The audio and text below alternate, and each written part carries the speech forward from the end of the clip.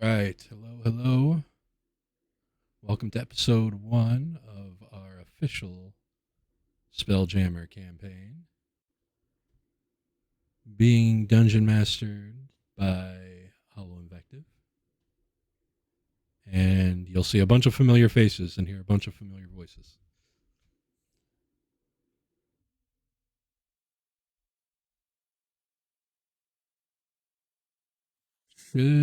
Should be good. Everything looks good. Yeah, everything looks good. Yeah, everything's looking great.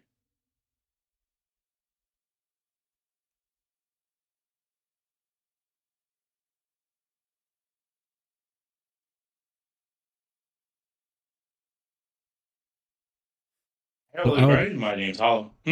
Go ahead. My name's Hollow Invective, and welcome to our official Spelljammer game, Tossals, Gallants, Royals, and Stars.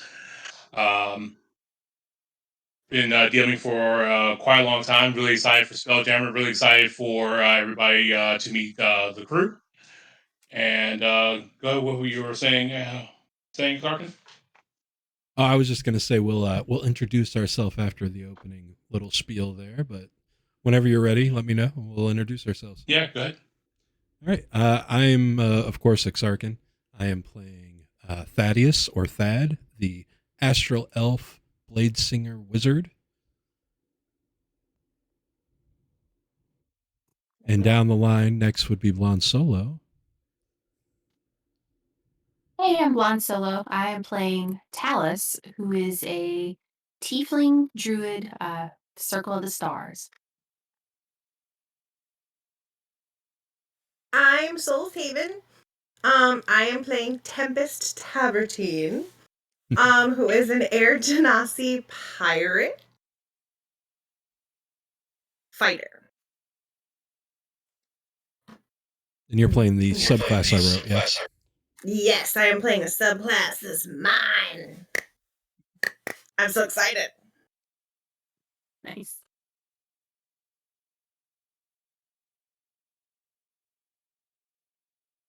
We got Sonata playing Thaddeus' twin sister. I'm having technical issues. I'm trying to figure it out. I'm Thea. I'm also a blade singer wizard. So this should be interesting. Wizard.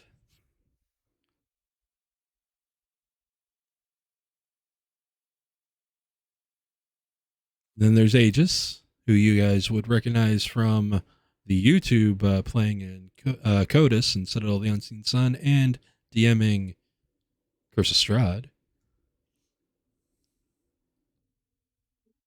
I'm playing an eccentric pirate named Turtl, who's a warlock. Chain Boy.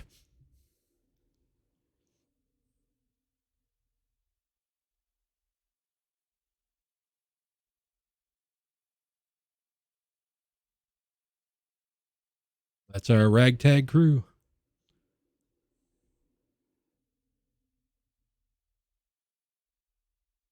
Awesome.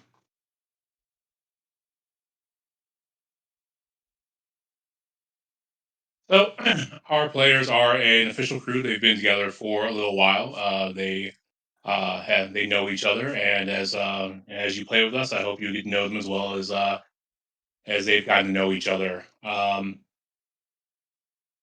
So your crew has a ship. Anybody want to talk about that ship?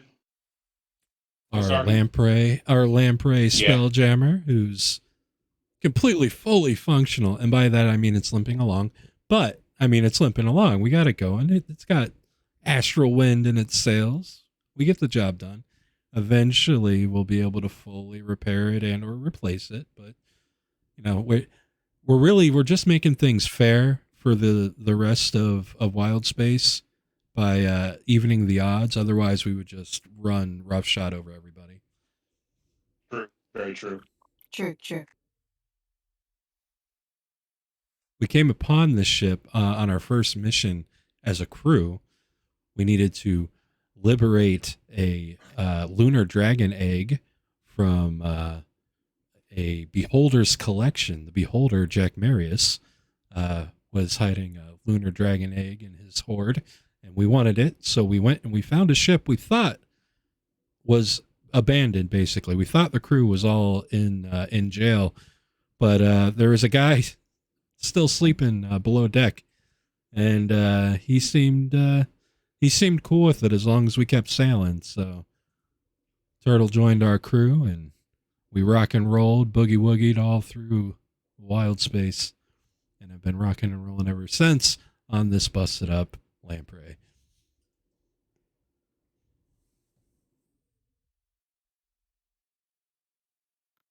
So yeah, we came by it by totally official means. I knew a guy. 100% above board. Uber legit.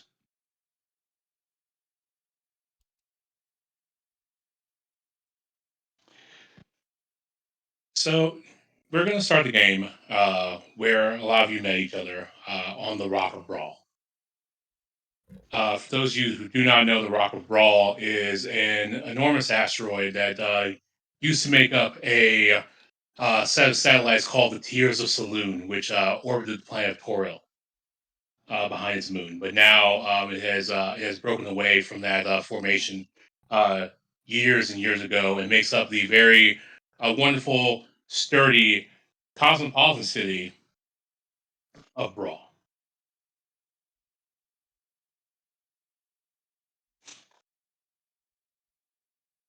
Your super legit, very above board lamprey is hovering just inside of the gravity space. It's hovering just outside of the gravity space of Brawl, um, between two of the 9 great dwarven built ballista towers topside that protect the city.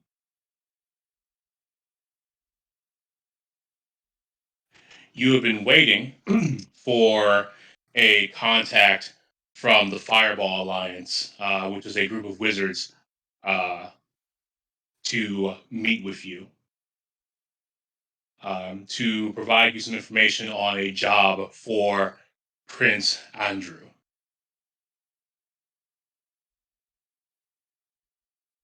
And they are at this point about an hour late.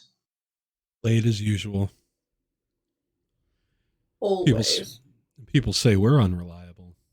Insulting. Who says we're unreliable? I'm sure somebody somewhere.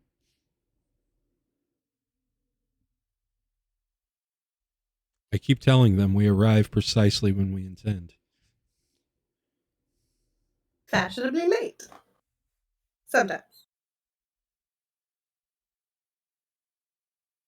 Eventually, you see a skiff, uh, that is undocked from one of the 4 great hammer ships that are patrolling that patrol the rock, and it is moving towards you lackadaisically. There's no sense of haste, but you do see, if you are checking outwards. I know that some of you have equipment to see.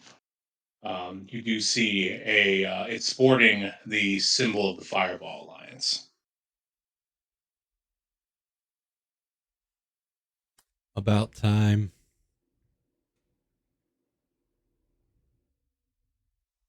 So are we supposed to see anything on our screen? Because we don't have token vision. Oh, that is true. In you are currently should see wild space and should see on the screen, but that is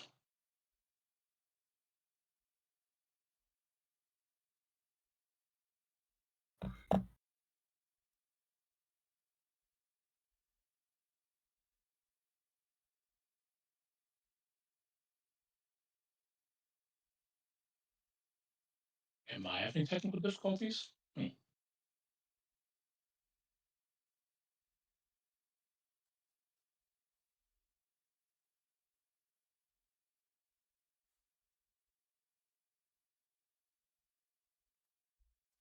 Hop over and take a look here.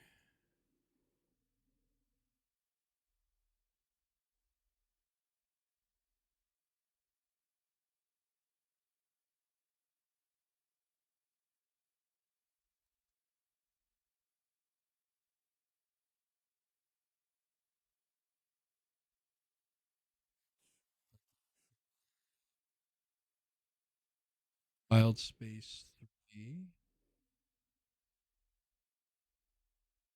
Lighting is set to token vision, so I'll unclick that. If everybody can see it or refresh and see it, let me know. I can see it. Awesome. Cool. That's in your configuration for the map. You go to lighting, and you'll see token vision. You Oh yeah, token vision. check. Yep. All right, so they're moving. There is a very bored looking functionary yawning with a guard. And as you are waiting for this very late official, a tendril of the phlogiston reaches out and slaps their skiff. Oh.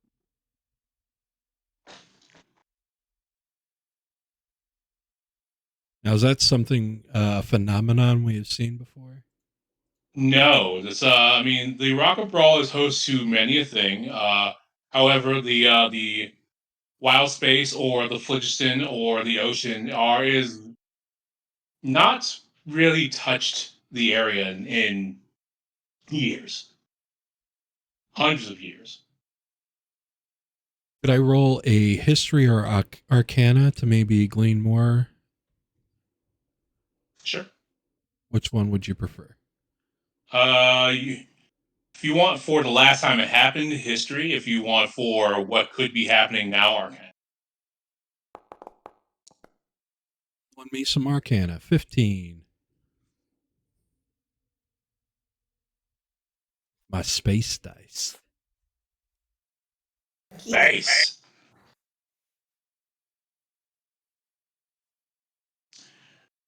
So, right now, you are aware that there have been a number of upgrades that have been uh, requested by the prince to the ballistas and also the ships.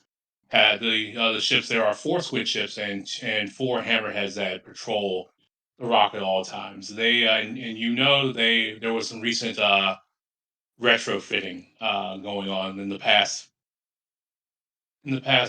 say month or so, and these beacons have created a bit of unstable space, but it was supposedly under control.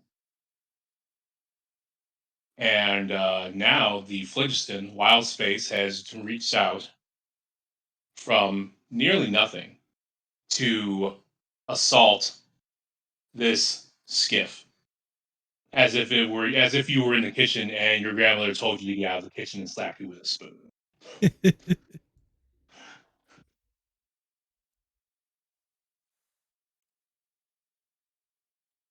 Everybody be alert. We can't know if that's localized right there. Is the phlogiston flammable in your universe? It is. No open flames. He goes and snuffs out any Okay. lanterns. Yes. Your role would tell you that there is a at the very end of the tendril is the beginnings of a rainbow river.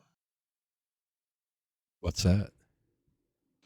Rainbow River is a part of the phlogiston that is so dense that it actually creates currents that can lead from one part of space of gray space or sphere to another.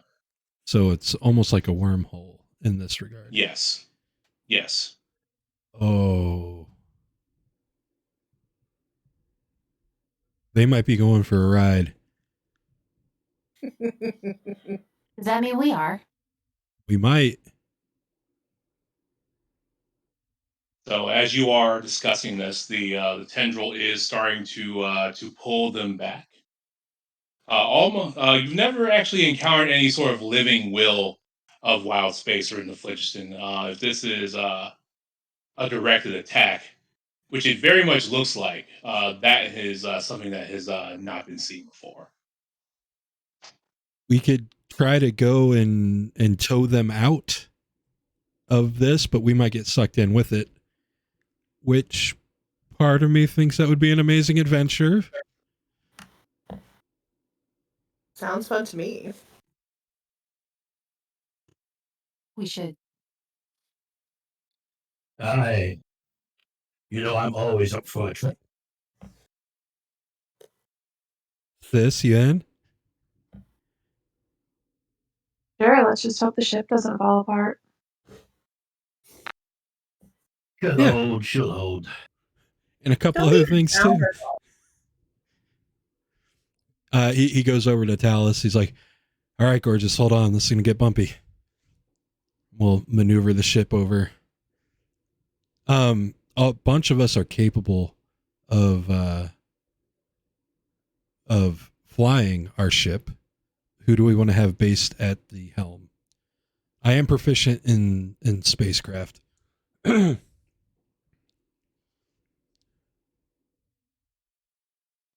I am not proficient in spacecraft. Neither am I. What stat is it based off of? It's your spellcasting stat, but the proficiency is vehicle spacecraft. Vehicle space. Yeah.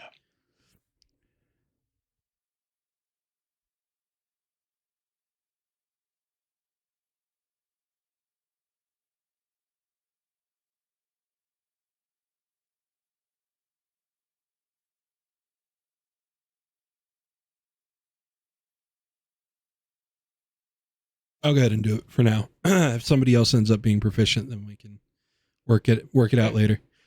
Sounds good. So, All right.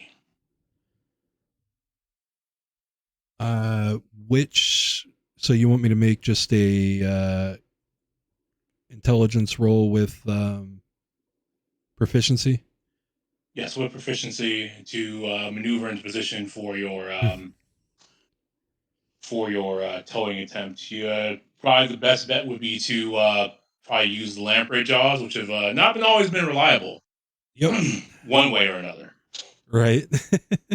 All right. I'm just gonna hit my intelligence saving throw because it has a proficiency tacked on, and with the system, it's the easiest way to do it. Sure. Absolutely. I'm going to be ready with the mending spell in case things start to want to pull themselves apart. It'd actually be 15, I believe. I don't know why it's given another +1. It must be from something else. No, it's 15. Okay. All right. You definitely maneuver the ship. It as you get the actual wind in your sails and you careen over. Somebody who would be somebody who's not you, because you are piloting, would need to make a weapons attack roll with the jaws to grab onto the ship. Sounds like fighter business. Sounds like fight a business. Indeed. Okay, so now I have to remember how to do this. I've been playing Pathfinder now for so long. I know this doesn't look familiar. There we go. Okay.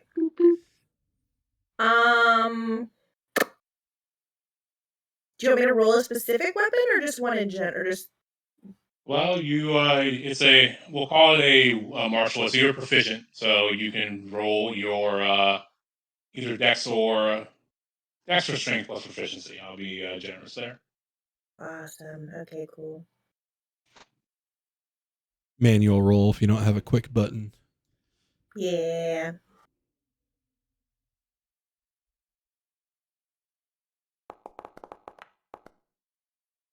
Oof. I'm like, that did not say what I think it said, did it? Mother bleeper. Beep, beep, beep. Well, it didn't add proficiency, so I mean, 6. That's a natural one, unfortunately. 95%. All right, so you managed to ram the skiff, which gets you almost the desired effect. You've damaged the skiff, but the jaws are stuck open and stuck inside of it. We're wedged. Got it. Or yeah. Well, that's one way to do it. I approve. Thank you, darling. All right, I'm going to start to try to pull it out. I'm going to attempt to start to pull it out. Go ahead and make your intelligence roll with proficiency. I know what the +1's from now, so we can ignore it. It's 11. Cool. All right, you're backing this thing out like an Astro van, trying to tow another crap car out of the mud.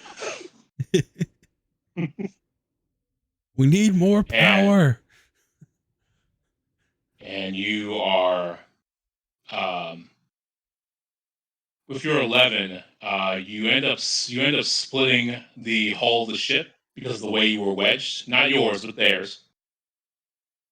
And it's cracking apart just a bit. And now the guard has fallen off and is flying into the ether. Now the wizard is kind of just holding on to a broken, splintered piece of wood.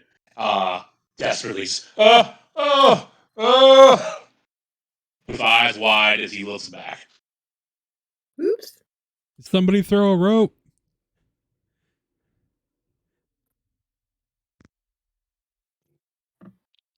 I get some rope. You get some rope. Who throws the rope? I fly out after him. I hop on my magic broom and fly out after him. All right, you can hop out and fly out after him. How would you like to try and save him? I'll try to whip him. I'll try to grapple him with my whip.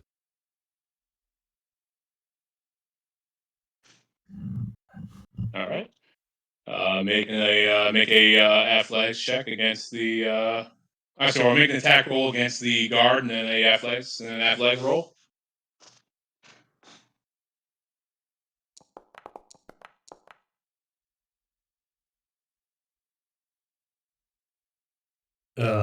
It'll be a 19 for the attack roll. All right, you hit the guard dead on. What's the athletics roll for? The actual grapple check.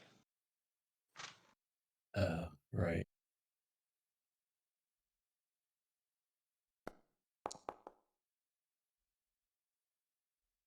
Yay. So 19. Cool. I'll also accept acrobatics since you are supposed to be good with the whip. If that is better for you. Did your sheet not import for you, Aegis?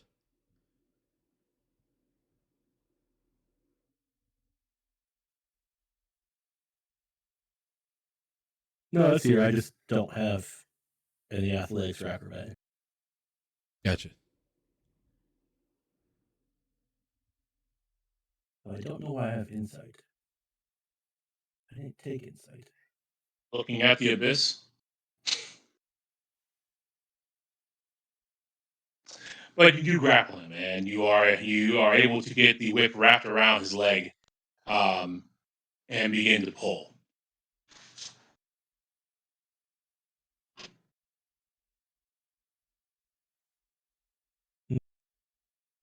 And that was for the guard, right? Yes. We can still throw a rope out to the wizard. Yes. Is he within 90 feet? Currently, yes, the wizard is. Can I cast a There spell? are 2 people. I didn't realize. Yes, there are a guard and a guard who was flying off into the phlogiston, and you saved him on your broom, correct? Yep. Cool. What spell? There's a wizard on the ship. The splintering piece of ship left. Vortex warp. I can twist space around and a creature I can see within range, and I must succeed on a Constitution saving throw and move to a space of my choosing that I can see within range. Smart. Nice.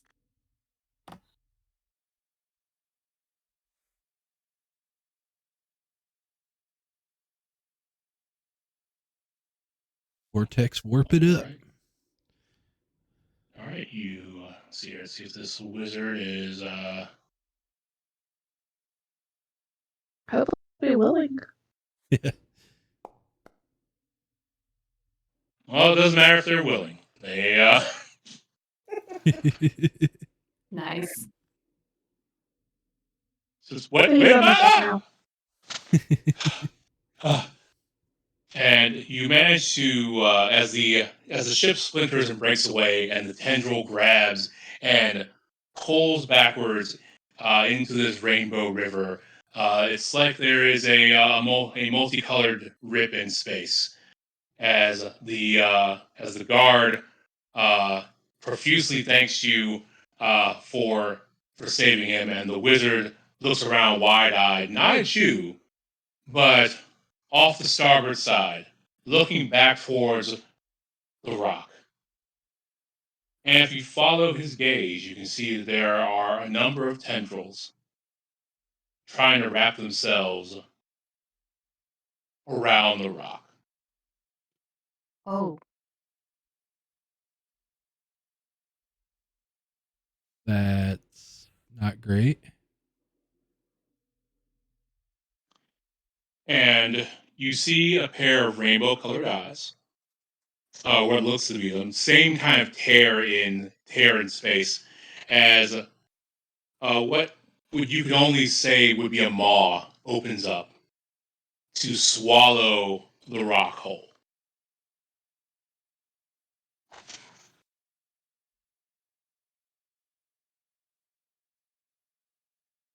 Well,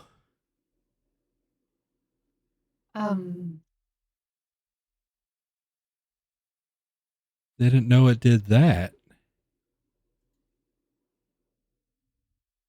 Someone pissed it off. So right now you're seeing the Rock of Bral being not swallowed entirely, but the maw is opening wide, and in moments the rock will probably enter this rainbow space as well.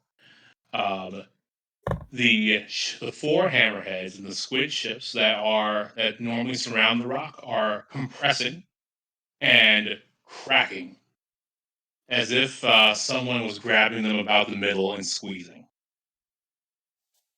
Ooh. Ooh. Oh no. What do you do?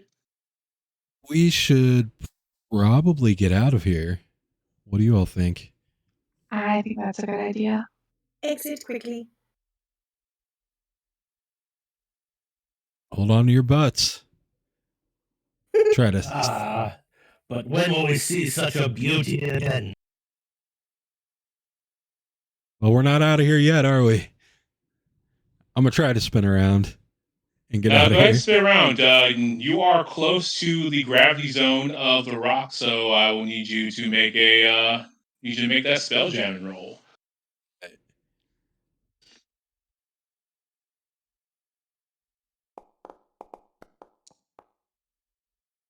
$13. All right.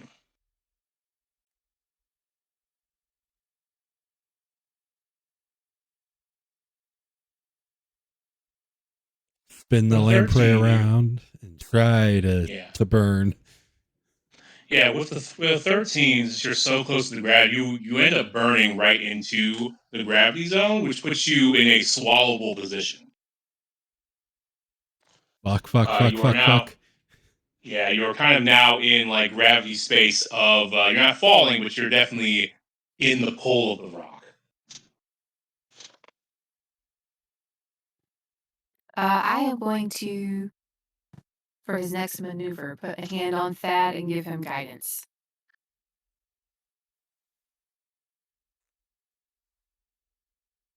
Okay. You can do this. Hey, if I don't, it's cool, right? It's cool.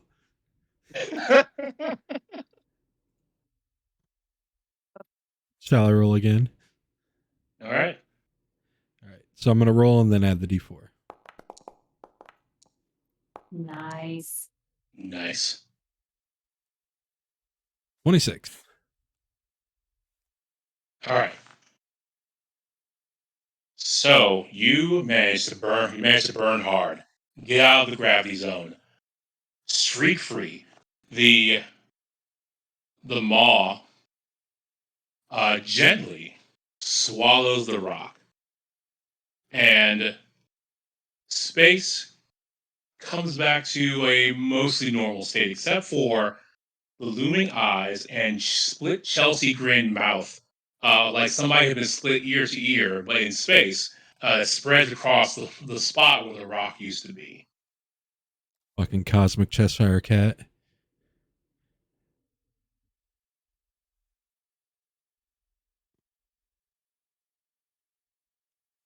And the wizard just looks dumbfounded over the bow. You ever seen anything like that before? No, never, never seen anything like that. It's Had to incredible. be, had to be those astral regulators. Astral regulators. The stuff, the new thing. Yeah, we the prince met a salesman, like a merchant. I'm not even sure of all the details. I'm looking at his robes. He is he is a novice among the alliance. So he's still pretty green, which is actually signified by the green tips on his robes. He's wearing blue robes with a fireball insignia, but the sleeves on the outer edge of his sleeves are green, signifying that he is a neophyte among the order. He was just here to deliver you a message.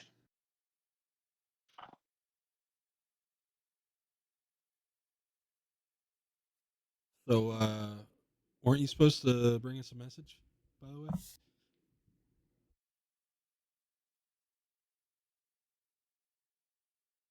Yes, of course. Yes, I'm sorry. Yes. I don't know how much that matters right now, but here as he hands you a small rock, which is is a way that the prince sends messages from person to person. It actually is psychically charged with a message, and when the right recipient receives it, it will discharge the message as a um, as a major image.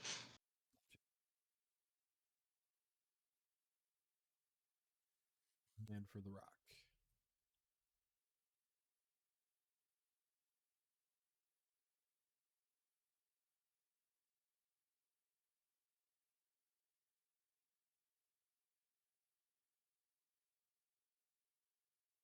And he hands it to you. Says, for whatever good it will do. You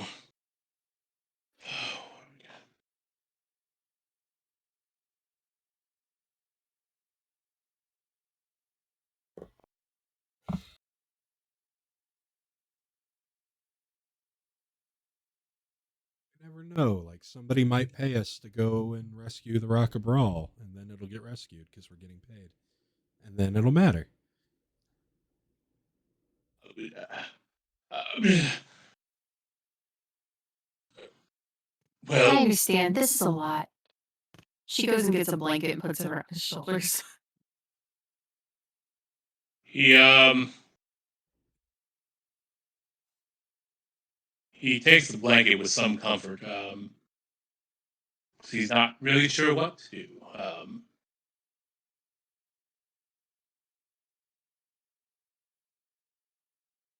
Thank you. You're welcome.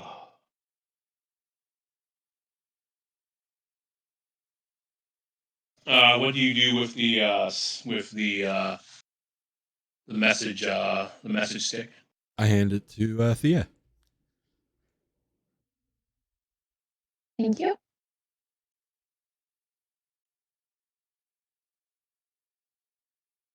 Certain way to activate it. Yes, you actually can just rub your thumb on the seal, and if you are one of the intended recipients, the major image will start. I do so.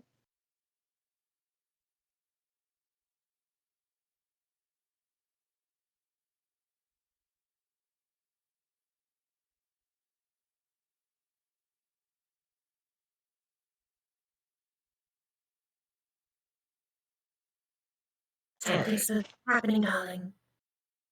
Yeah, Yeah, so apparently this, it's not meant for me. no, this it does happen. The stick lights up, and it shows you a very large beholder, with big round eyes, with cat slits, a white mouth with sharp teeth, and everyone else is coated in a cerulean blue.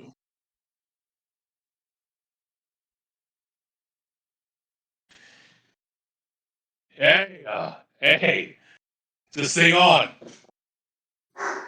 Yeah. So, this is Large Luigi. You know. Oh. You know. You know me, right? You probably don't know me, but you know me. You know me. I intercepted the prince's message. You gotta check out those astral regulators. There's something wrong with them, and I can't trust anybody else, but you've been around so long. I know that you're good for it. And I know that if something is wrong, you know that I know that you know that I'm good for fixing it. The beholder says, gesticulating wildly with his eye stalk, as if they were a person talking with hands. Do I hear LL in gold? Yes. You do? See, buddy, I told you. And he gives him a thwap on the shoulder.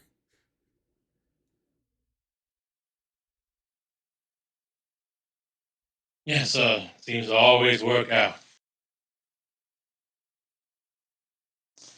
Yes, and then the stick shows you the picture of a large rakshasa.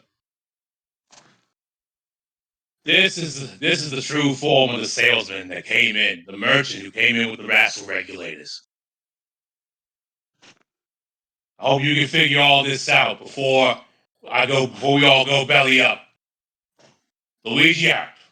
And then it dissipates. Out indeed. Maybe he'll clear your tab. Which one? Maybe all of them. I also like to hope for impossibilities. It's good for the soul. All right, so these astral regulators, where were they installed? Were they on the rock or floating around the rock? Is it something we can find? No, they were on the they were on the ships as he weakly points towards the crushed remains of the four hammerheads and the squid ships that are now floating dead in space. Scavenger mode, I suppose. Ooh.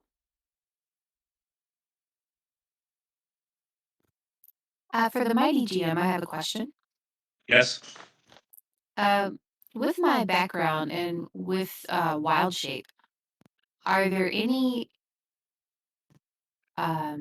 beasts of the astral sea that I could possibly wild shape into? Let me think about that. There are quite a few. I was gonna say, I hope the answer is yes. There are quite a few. Just seeing what is within the CR limits. There's only two forms a Star Druid should take: Pew Pew and Heal Heal. Listen, I agree. But for salvage mission, Fair. It's always pew pew or heal heal.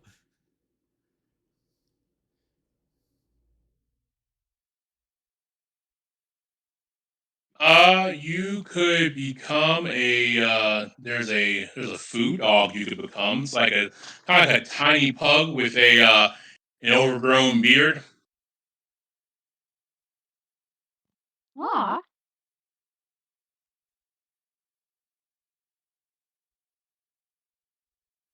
but can it swim in space? Yes, they can swim through space. It's kind of like a doggy paddle, but they can swim through space. Yay! Fantastic. I'll start maneuvering the ship over to the closest wreck.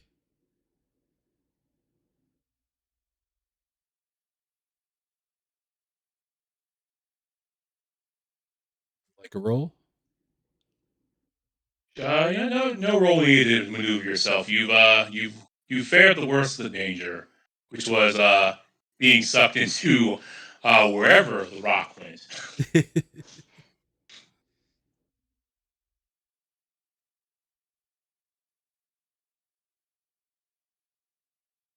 So you have 4 hammerheads, 2 squid ships.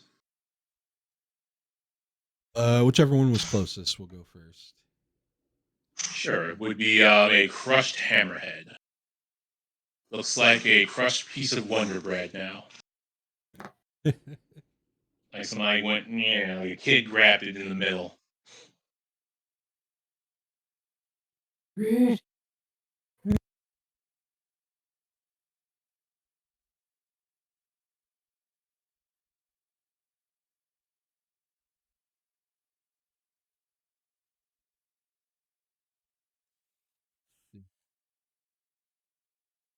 Get close enough that our air envelope envelops the ship. I'm going to get right up on its starboard. All right. You are able to do that successfully. You are on the starboard of the ship. It your air envelope now encompasses what is left of the decaying air envelope of this ship.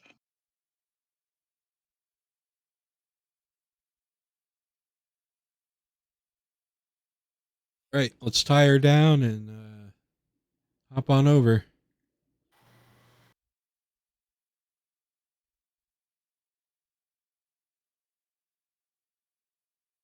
Amidst tying her down and hopping on over. Yes. Yes. All right. This is the magical knot man tying the ship down.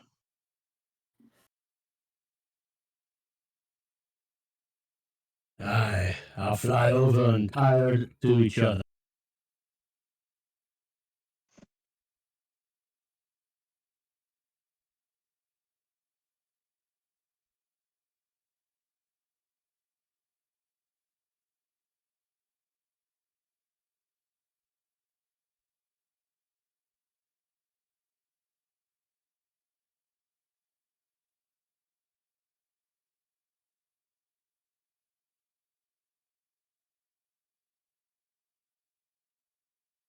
So we're secure. How big's the gap? How tight to it are we able to get? You're actually able, because the ship is inoperable and nobody's trying to stop you or maneuvering. You're actually able to get pretty tight. You've got it's jumpable. Okay. And by jumpable, you obviously mean starlight step. Yes. Cheat. Cheaty cheat. Thaddeus takes 2 steps towards the side of the ship, and in a twinkle of starlight, he is now 30 feet over onto the deck of the other ship.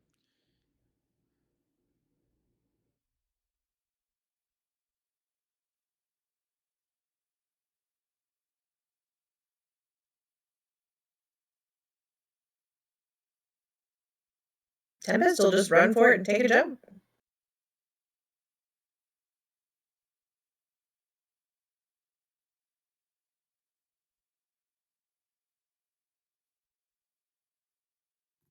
I will use my space swimming form.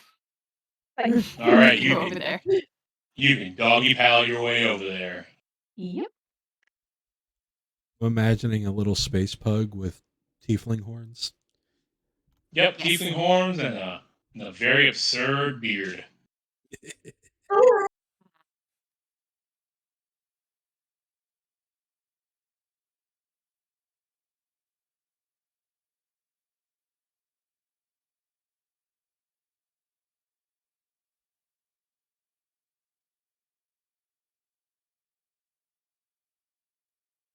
Stirred starry beard, indeed.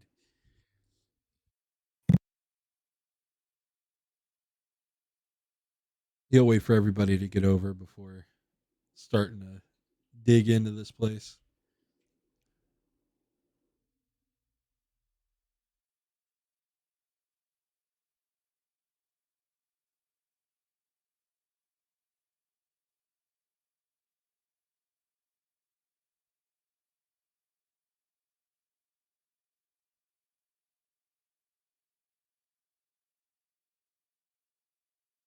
Could I have acrobatics over the small gap? Probably, but Star Bamf.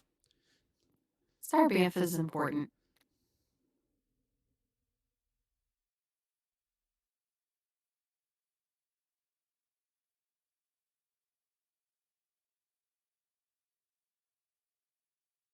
When you've got it, flaunt it. Indeed.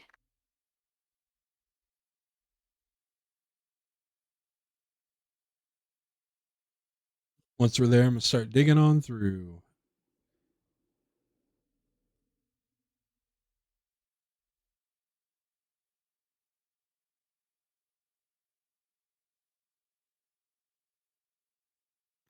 Exploration. Okay. When you dig on through, the first thing that you notice is that the ship is covered in a terrible purple ooze.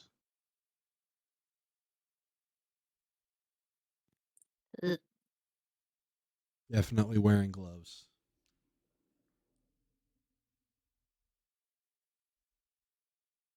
Definitely not going to step in that.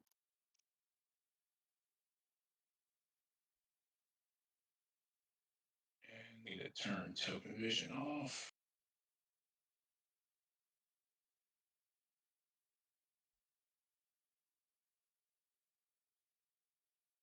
Ooh.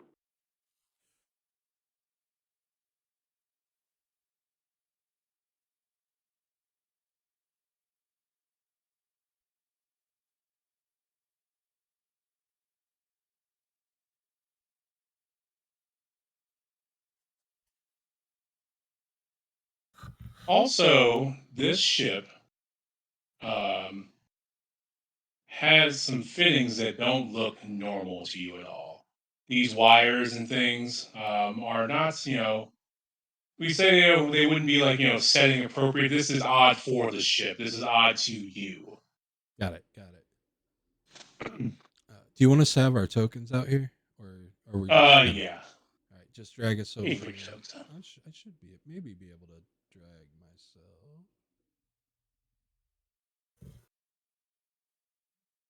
I can't see myself.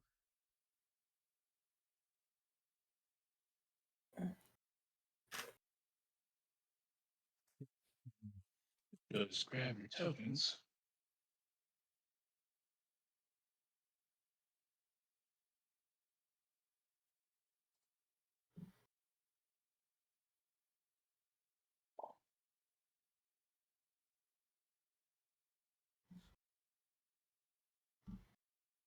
Oh, okay. So the map isn't flat in the back, I think is the problem.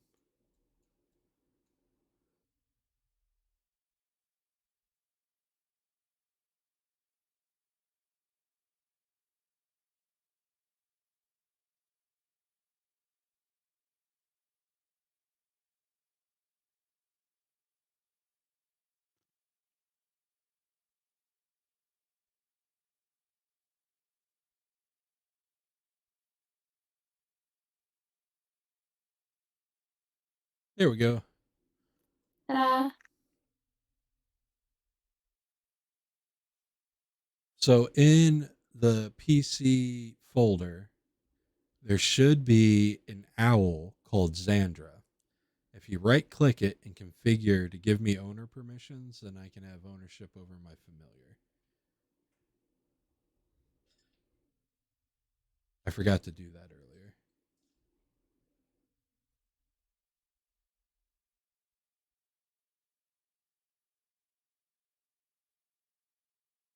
Be right back.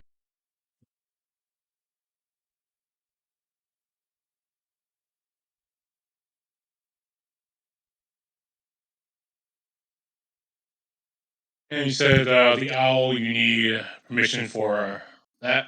Yep. Okay, second. Okay, you own the owl.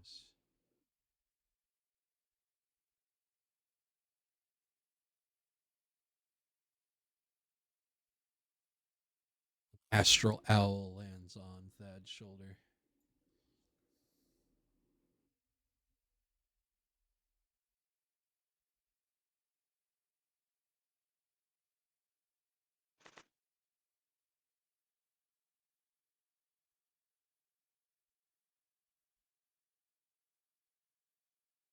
If you don't mind, I would like my owl to go ahead and fly out ahead and around to do some scouting while we try to get through this muck.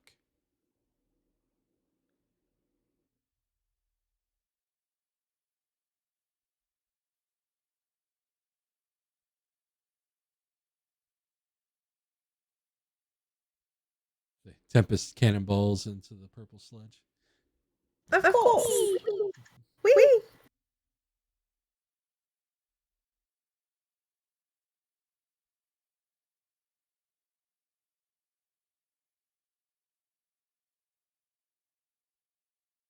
All right, Tempest, if you do cannonball into the purple stuff, give me a Constitution saving throw. Cool. Uh,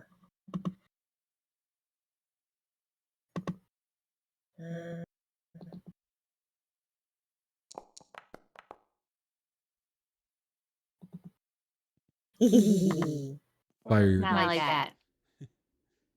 no. Nope. Hey, yeah. With that Constitution saving throw of a 7, you gain 1 level of exhaustion. Lovely. Ugh. I'm going to move out of this disgustingness now.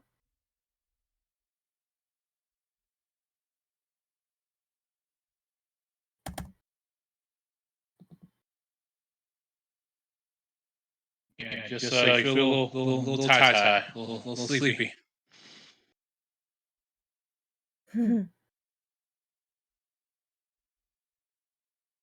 Don't touch that. Try to burn it away.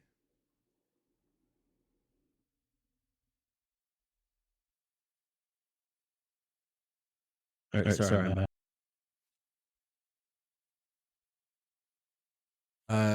Don't stand by it. If it's flammable, I don't want you guys to get burned.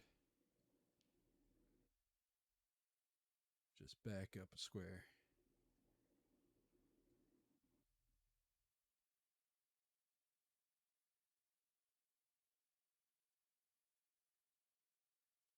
I will firebolt the sludge. Yes. So when you firebolt the sludge, it goes up immediately. For the sake of not changing the map, I won't clear this, but it's gone. You are it's like you scrub it clean as it dies. It goes up like flash paper. That was residual phlogiston.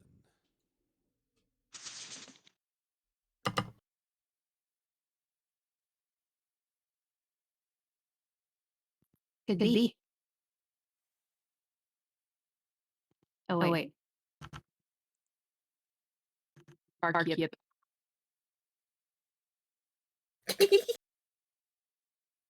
Yark, yark, yark, yark.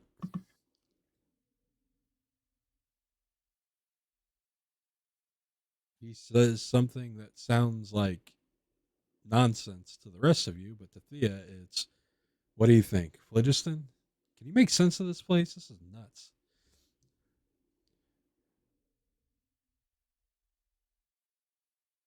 It's insane, that's for sure. All these wires are interesting.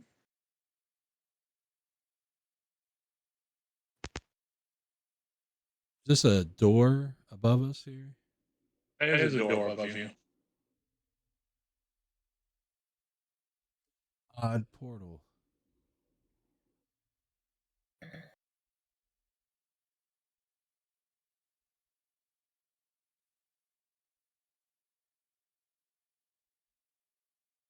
Is there an obvious opening mechanism? Yes, it's kind of like a, it's like almost like it looks like a card, well, OCA card door. Just kind of like you pull on it. Okay.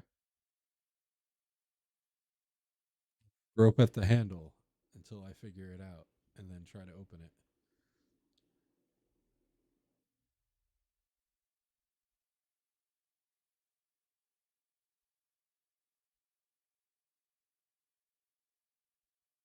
Okay, the door opens with a hiss, putting you out in a hallway.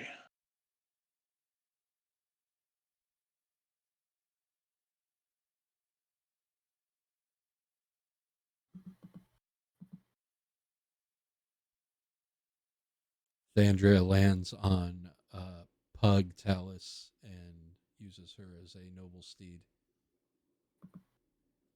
Yay!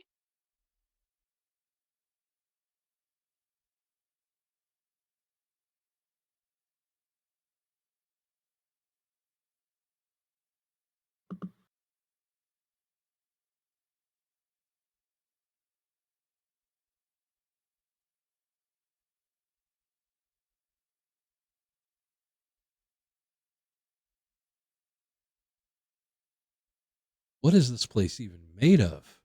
He's like kicking at the floor. I'm gonna do a little dig. Heck and scratch. Yeah. Yeah, it's some kind of means like scratches like lead or like adamantine.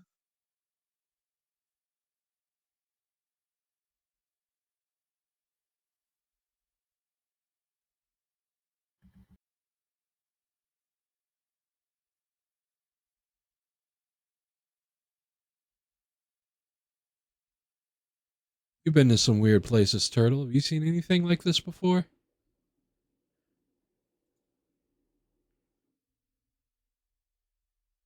Not exactly like this.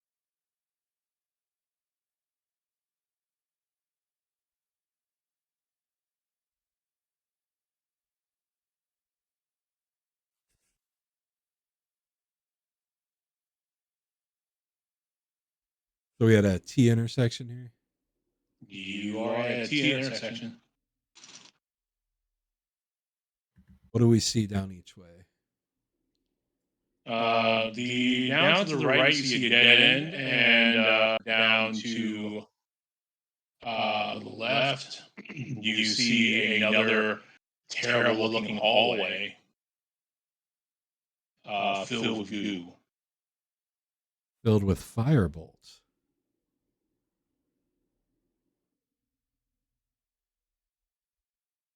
I will be casting at it before we get up on it.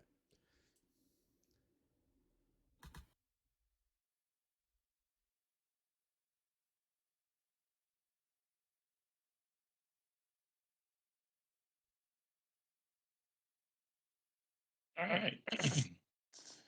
If you make your way to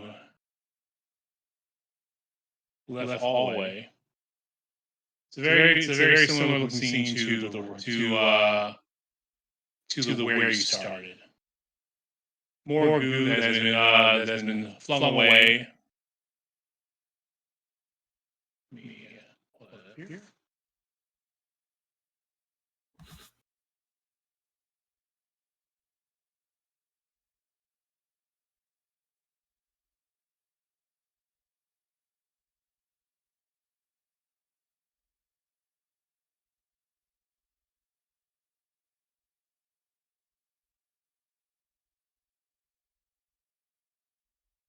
And we move everyone here. Make sure everybody can see it on the screen. That would be good.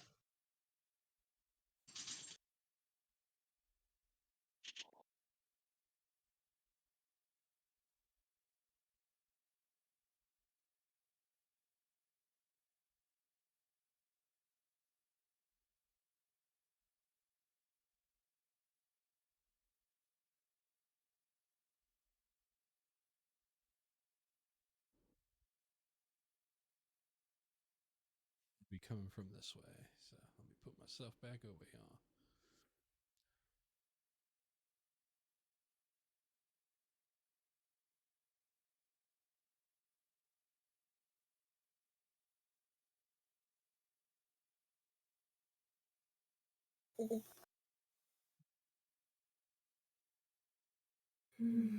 He kind of like runs his hand across these wires and tubes as they go.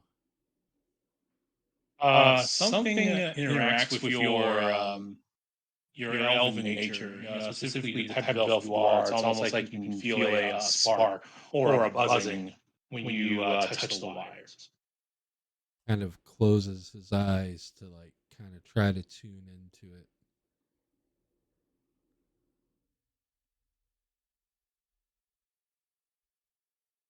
Is anybody else getting this?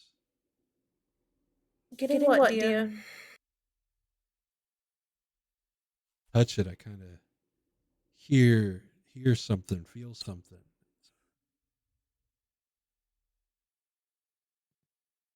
Put a little heat up on there. So I'll give it a go.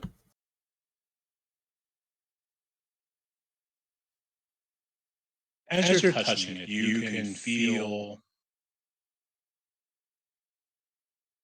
memories. Some of the things that you have very explicitly tried to forget over your lifetimes, over your long lifetime. But you can feel the pulse of memory and thought coursing along these wires. I'll have none of that, thank you. And he pulls away.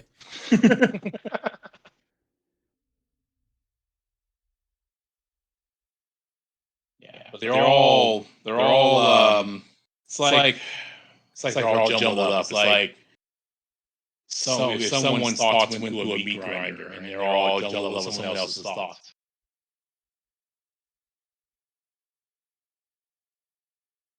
This isn't a type of power, of magics, if that's what it is, that I've seen before.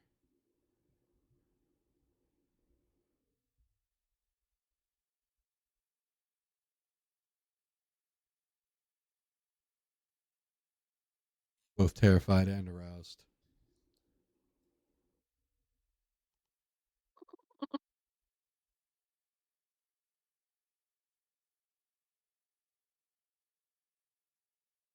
Let's try to find where these cords go to. Good idea.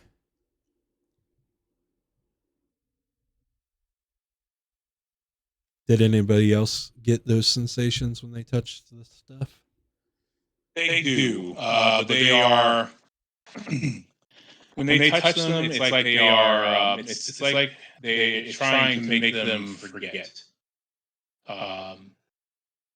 Like you aren't affected by it, but it's like you want to forget and just sleep and just go with the flow of this energy. Because you have forgotten so much, you astral elves stuff. It's easier to not be distracted by that effect. Gotcha. Almost comforting with it too. Except for I saw flashes I didn't want to see. Yeah. That's why you don't look. How do I not look? Don't touch. What's the fun in that? Always look. Always touch, he says as he tries to open this door. Only in private. That's fair.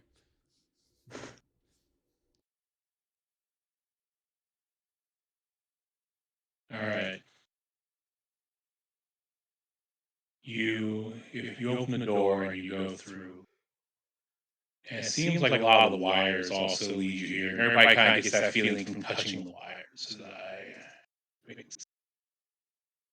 Ooh. Ooh. So the door is up at top, right? Yep.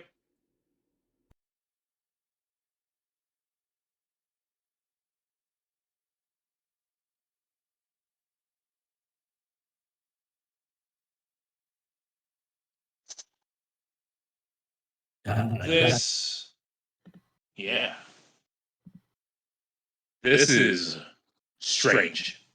No bones about it. This is just a strange place.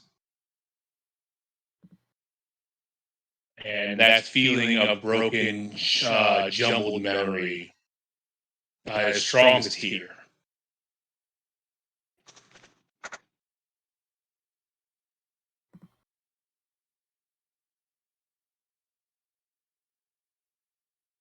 I would like to roll a history to see if I have ever heard tell of anything like this before, if that's all right.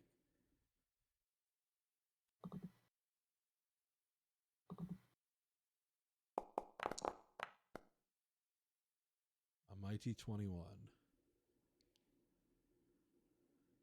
Not in your lifetime, but due to your connection to your heritage, in one of your parents' lifetimes. This was a plague born of the phlogiston, corrupted phlogiston.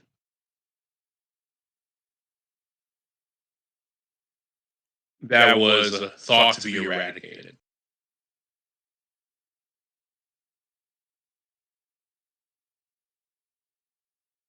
It makes the phlogiston more erratic than ever. It makes way to cross space.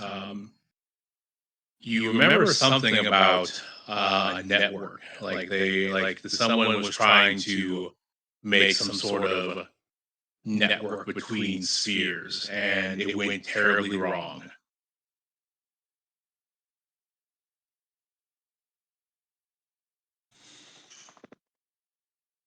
Thea, do you remember from Mother's lifetime?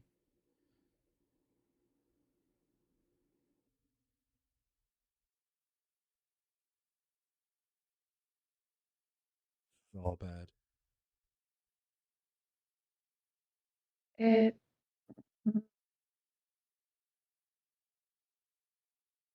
Something about corruption networks or trails not doing what they were supposed to do. Some very prideful beings tried to make a highway in the stars, so to speak, from sphere to sphere. It didn't end well. Phlogiston itself became corrupted. That's what this is. That's why we've never seen this physical residue of phlogiston like this before. But I was under the impression that it was eradicated. So are they someone recreating it, or was some of it missed? I think these regulators, perhaps their intent was actually to intentionally fire up that network again, recreating this once more and making it even worse by the looks of it.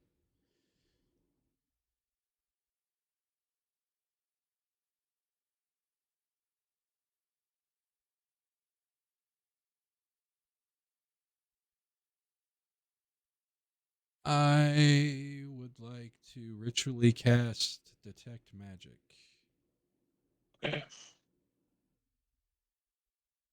Is anyone else doing anything in the room? I'd like to kind of read this display.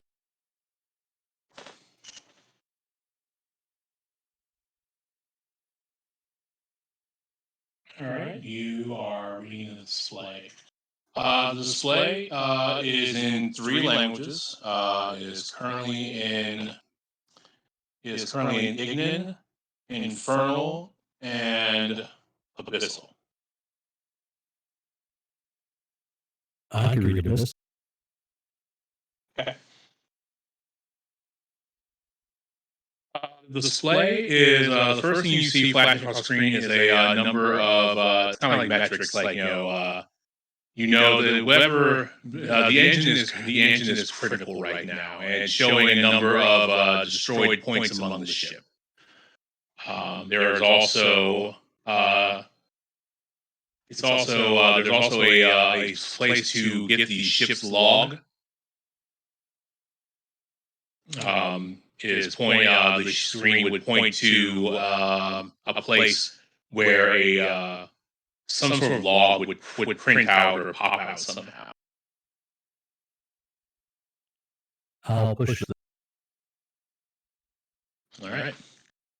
When you push the button, what looks like to be some kind of malachite colored tube. It's green with black striations and dull rust-colored flecks. Dispense itself. It's a cylinder. It dispenses itself almost like a vending machine to you out of the slot.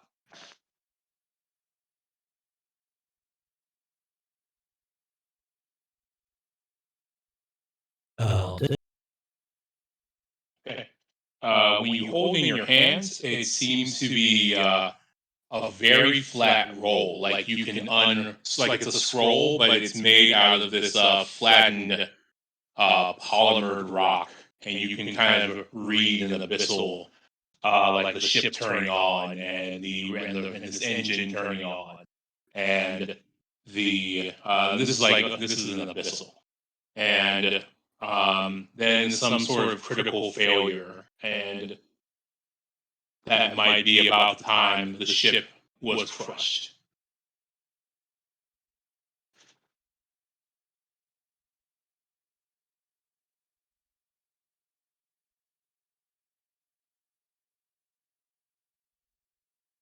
And there's a number of there's a number of crew, and it says that all crew lost. So the ship actually had some way of keeping track of how much crew was on.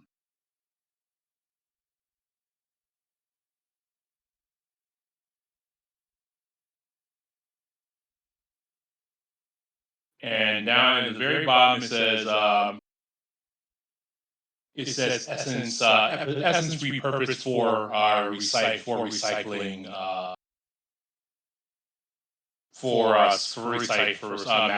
matter recycling.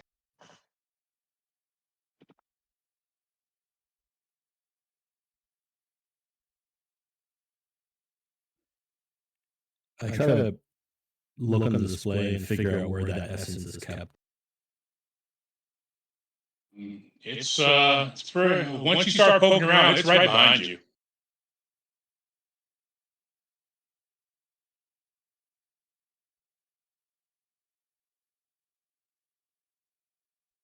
The glowing bits of this engine back here, that is where the essence is kept. Think it's about to blow my Detect Magic eardrums. Yeah, it's about to blow your Detect Magic eardrum. As he's poking around and you finish your Detect Magic, it's like, as you this ship is incredibly magical. This or what's left of this engine is incredibly magical. Snakes were made. You can feel that the ship has some sort of repair function that is not working, and that is also coming through on your readout. Jake. That the whatever repair operation that it has is not for it right now. It says insufficient matter is what it says.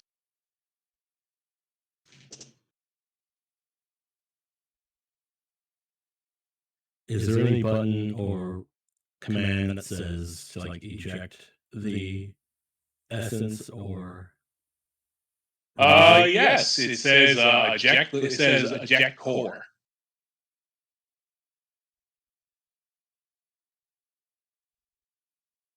Promise that's never good.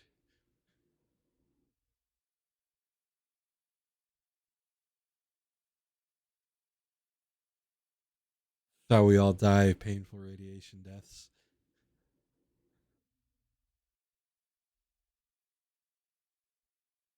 What's radiation?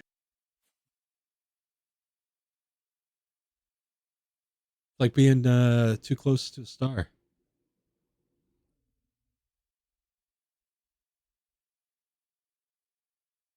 The command is eject core. That's what you're. I think this place is run by some sort of spirit. It's very intuitive. Yeah, it is very intuitive. It's almost like it's almost like it's helpful.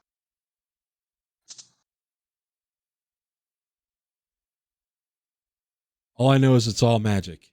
It literally is all magic. Oh, why don't we take some of that magic?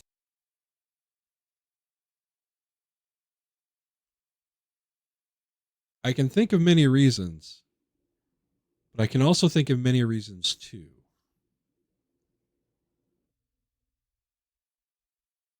Go with that latter feeling. I also think there's a small chance we might be able to fix everything.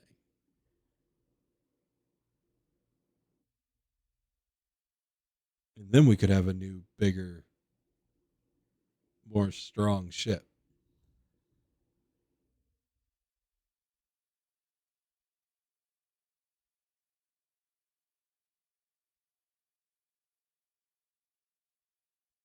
What do you guys think?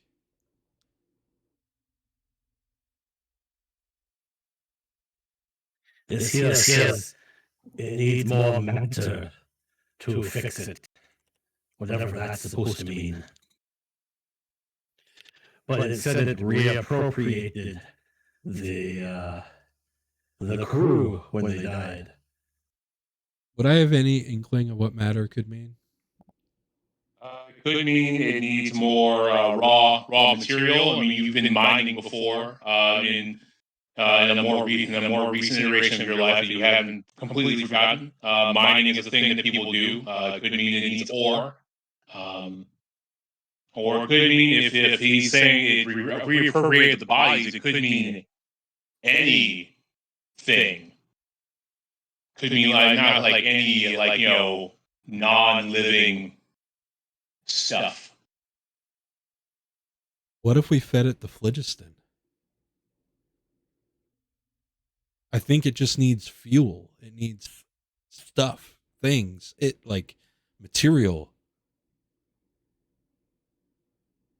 It needs energy. Could we merge our ship with it? Could we what? Merge our ship with it. Oh. I mean, if it worked, that'd be great. But we don't know for sure if it would work, and that could just mean we're out of ship. True. Yes, I do not want to be out of ship, but there are other dead ships like this floating about. We could feed the other ships to it. That's perfect. All right, let's see if we can get the lamprey clamp working. We're gonna haul some shit over here. And if it doesn't work, we'll pull that core. Sound like a plan? Yep. I want to drink. I wanted to drink some of that core in my coffee. Maybe the other ships have cores. Indeed. They might be light on it, some core light, but I have something.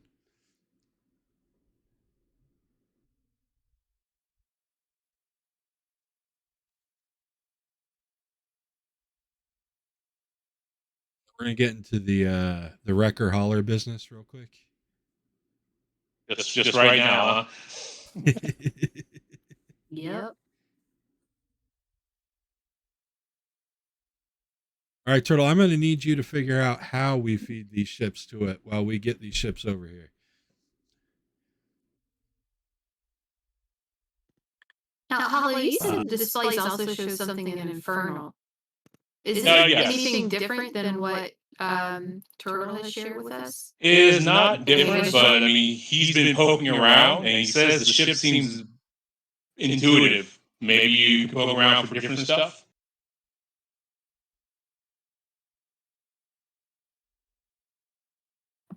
Yeah, actually, Tempest, come with me. Everybody else, keep exploring. I mean, keep your head on a swivel and be smart, but we only need the two of us to do this hauling.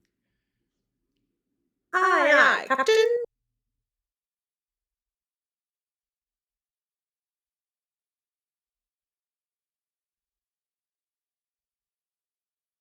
I try to follow directions on this display to find where to feed the matter.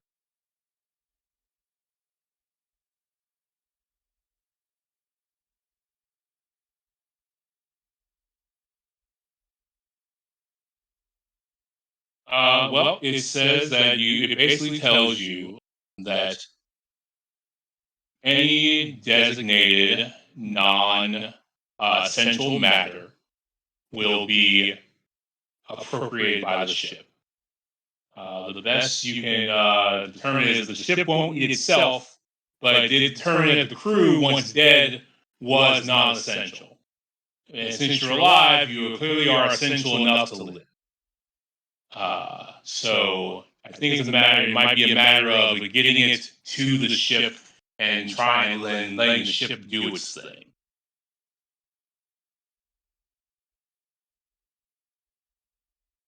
That also probably means that any food store. It also it would tell you any food stores are gone because once the crew was dead, that was also considered non-essential.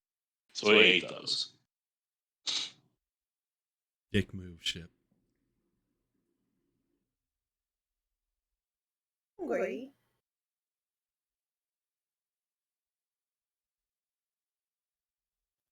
I'm gonna look around at any of the walls of the ship to see if anything's labeled in Infernal. Or the interior walls in here.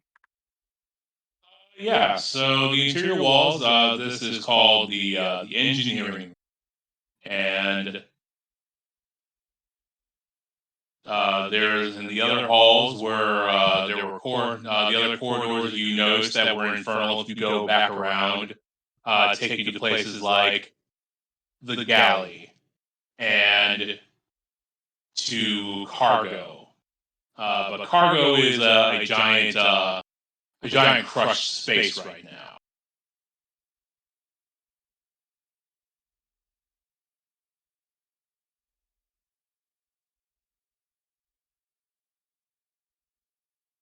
Is this 2 levels?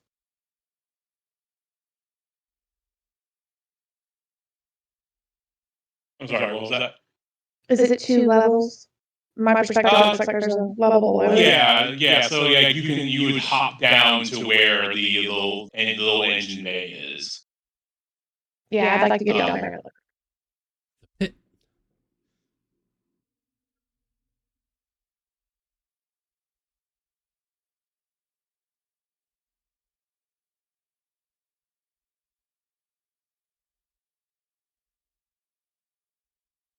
Oh. All right. Well, you can just go and hop on down. Just kind of move your token over there.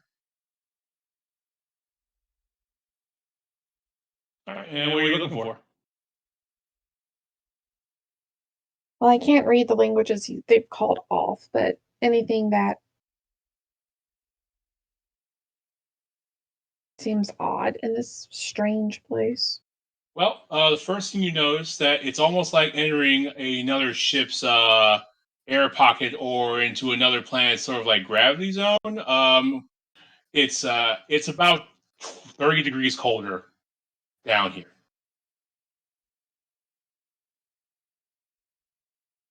Hey, I don't like It's like that. it's like night and day. Second you cross the threshold of that area, it is incredibly cold. Okay, and is there anything like out of sight under the ledge? So you're out of sight. Yes, there is a just under here where these two pipes are. There is a arm and some kind of long rod stick. It's got like a little like glass piece on it on top of it, and some kind of like chit on the bottom. Um, Real weird looking.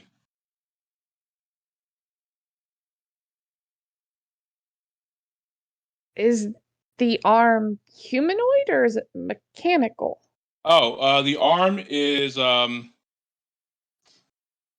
is mechanical, but it does have some bits on it that looks as though it was attached to something fleshy. Okay. Roughly how big's the rod? The rod is about I guess would I be able to pick it up? yeah, it's about the length of a torso. It starts off very small at the top at one end, and it elongates and widens. And there's this chit on the bottom that has this kind of like weird like guard over it, like almost like a basket hilt. And then there's a well, that's clearly like a crossbow stock on the back of it. That's really weird. And there's this long tube that's kind of like a spyglass sitting on it.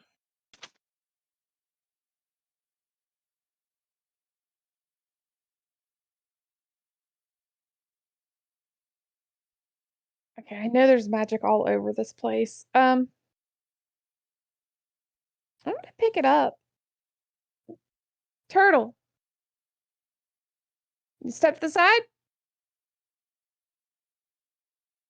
Uh, well, what you doing? Seen anything like this?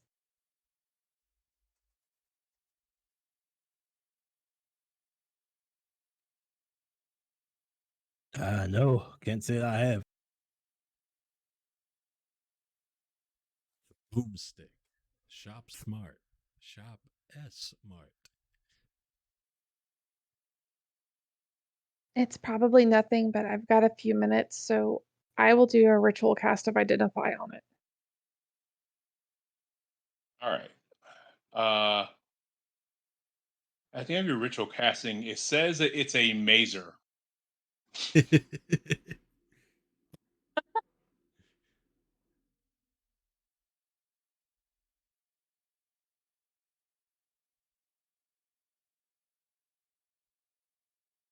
And you would use it by pulling the chit on the bottom.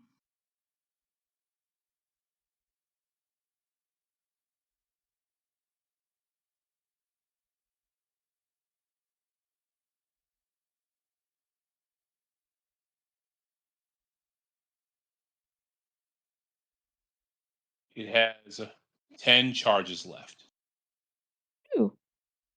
Did, what kind of charges? Mazer charges. Mazer. The I guess the most the best approximation you would have, it's like some kind of strange wand. Okay.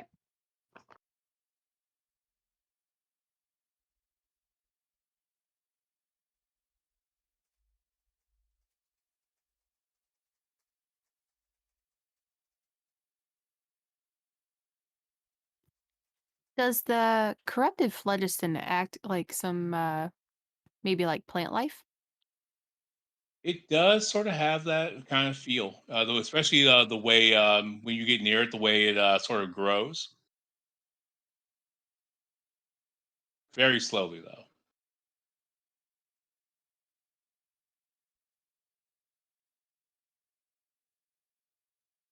That shit was star power.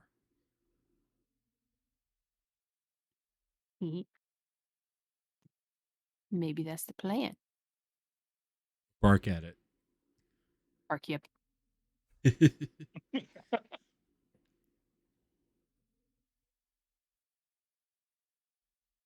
Spin a little circle. Smell it. Smell it. Yeah.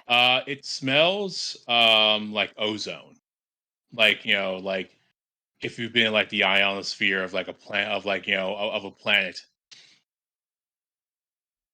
just before like a lightning storm. Okay.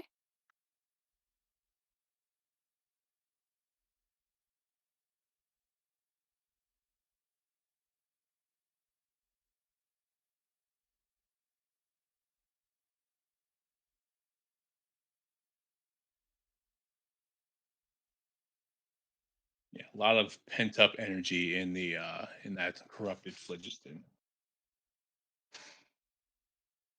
The arm is just kind of lying on the floor there. It is still very cold down here. Nothing about that has changed. Turtle, were you doing anything else?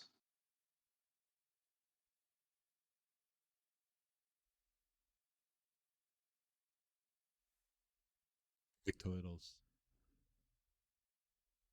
Um,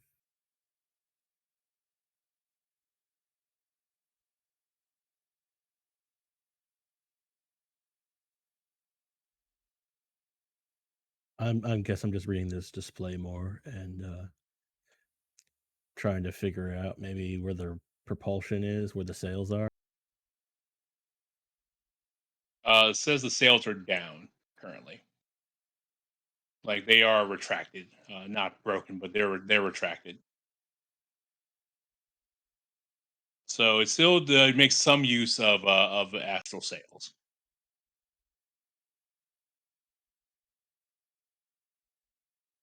Can I find like a button or command that would extend the sail? Yeah.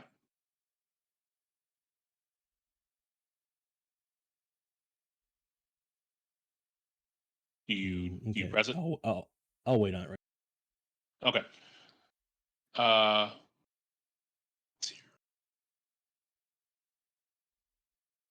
Oh, we're doing our sweet new business. Thad will caution Tempest.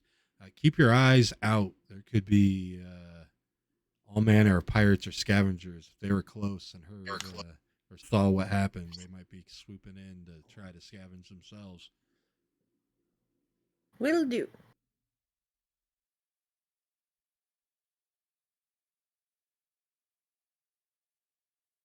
Talyss, there are two little rainbow eyes looking out at you from the phlogiston you're looking at.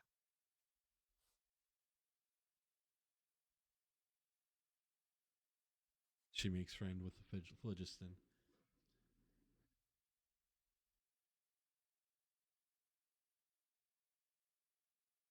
I don't know if you're on mute, Talyss. Oh, I'm sorry. There we go. Yeah, two little rainbow eyes are looking out at you. Yep. Ooh, from down here. Yeah, from down here in the phlogiston, they are looking at you. I get closer. I blink at it. It blinks back. And much like in my favorite movie, 1989's The Abyss, it forms a little pug head out of the phlogiston and blinks back at you.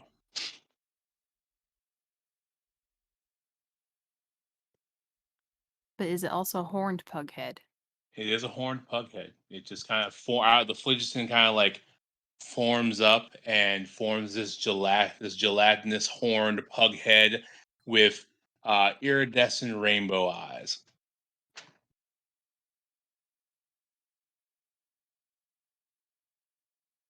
It blinks and sticks out its tongue.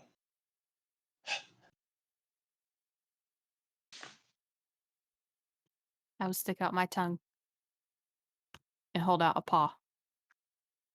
It also holds out a paw.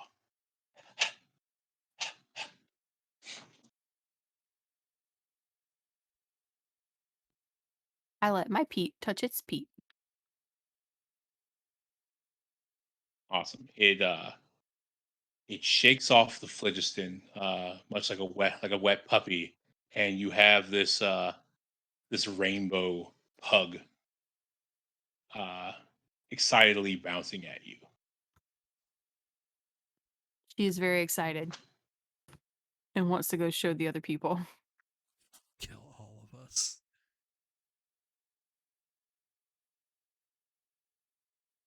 Will it follow her? Oh yeah, it definitely will follow you.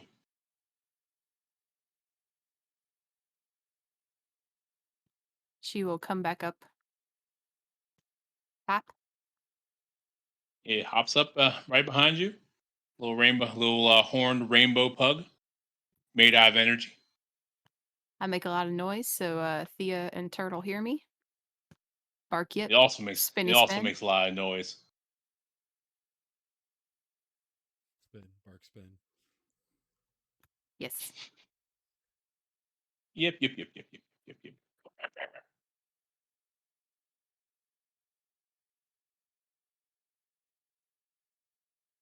You would notice that it is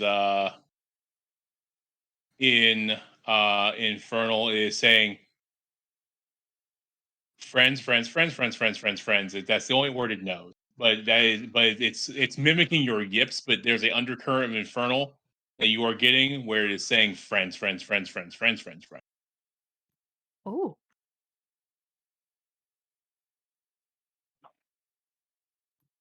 I yip back in the affirmative.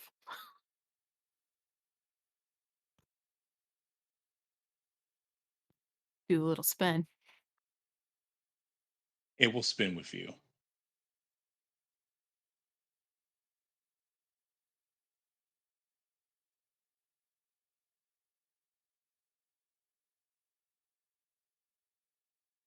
Abyss pugs from outer space.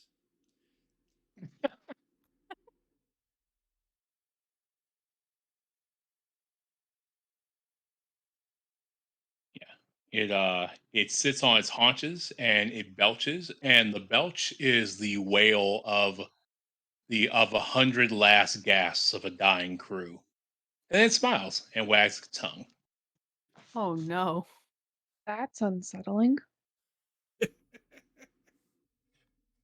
Look what I found. It reminds me of Little Nicky, where like the dog was so adorable, but then when it slept, Yeah.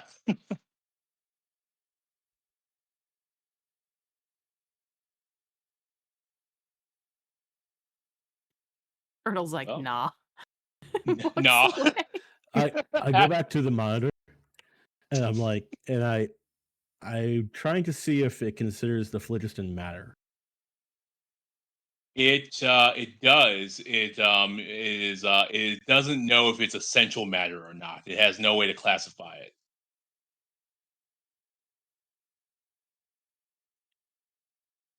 Look. Talyss, how attached are you to your new friend?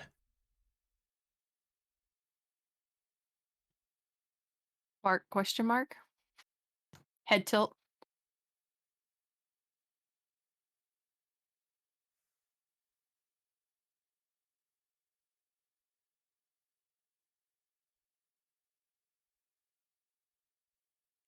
On one hand, this goo is interesting. On the other, it could fuel our ship.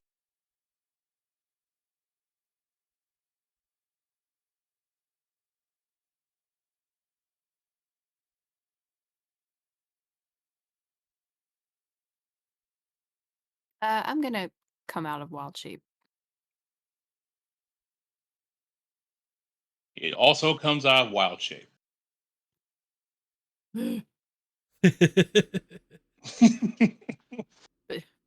does it look like It- me? It looks like you. It still barks though.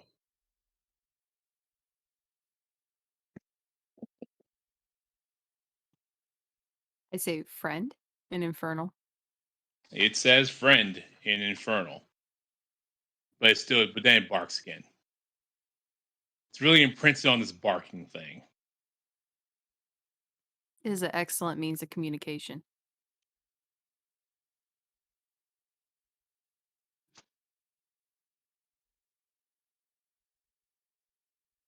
Hate to disagree, but oh wait, I'm not there.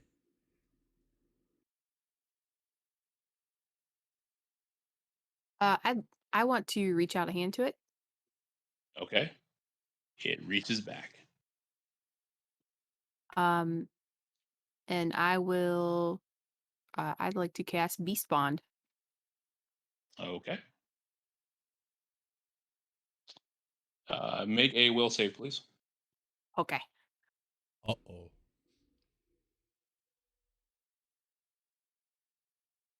Oh, I'm sorry, wisdom save. God, so much Pathfinder, so much other stuff. Wisdom save.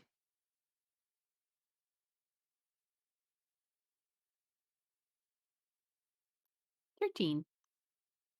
Okay. Uh, you can feel not the entirety of the crew, but just kind of like this is a collection of last moments, all balled up, searching for help for anyone.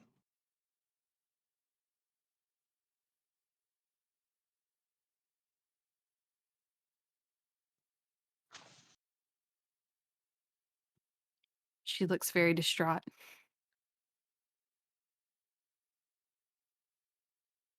I really thought I'd be the first one to touch it.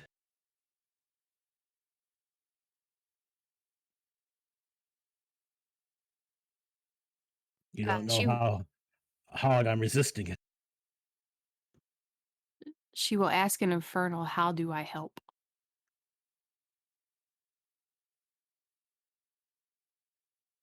It says, "We don't know."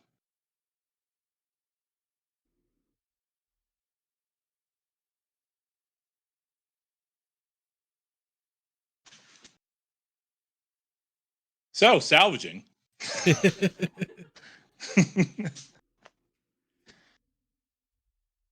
Yeah, Yeah. we're salvaging. We're on pirate watch and dragging ships over.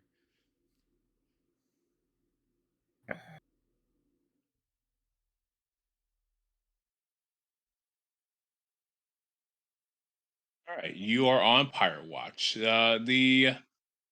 The other hammerhead is not as badly infected with the corrupted phlogiston, but it is more broken. So you end up having to get your salvage attempts are harried by it being in so many pieces.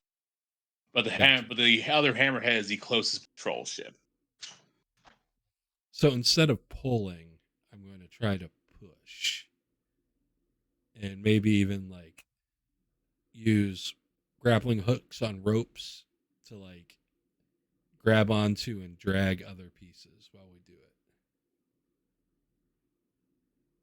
it. Okay, no problem. You are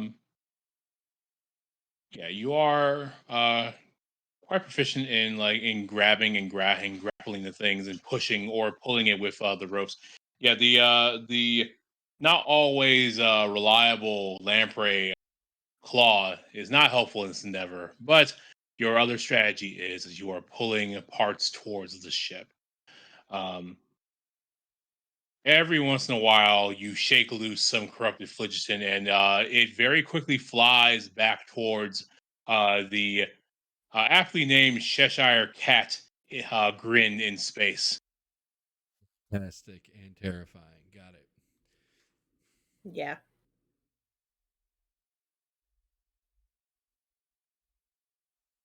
You do see one pirate ship on the periphery of all this, but it's like it doesn't know what to do with anything it sees. Fantastic. Keeping an eye on that bitch. Thankfully, I see the perception of the ship, so that's not incredibly hard while I'm flying. However, definitely paying attention. Yeah. They are idling because this is awful. And just, showing up and beholding this is enough to give a lot of people pause. Understandably. They're probably coming to dock, at the Rock, and Laugh at now the laughing this. beholder. Laughing, yeah.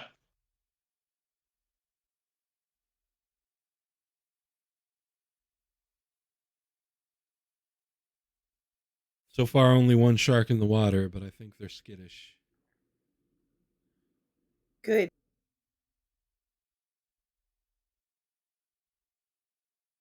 The ballista's loaded though, right? Yeah, oh, it's loaded. Yeah, absolutely. If you go over to the lamprey scene, you can actually see your ballistas.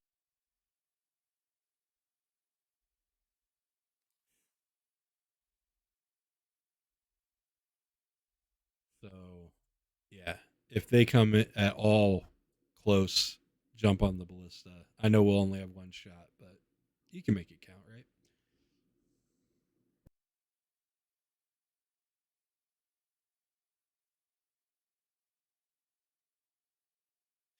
Good. So I keep pushing on. What happens when I get the stuff right up along the ship? When you get up right along the ship, it starts to disintegrate and just kind of fall apart. And those of you who are in the ship can feel the ship starting to rock and buck um, and shake violently.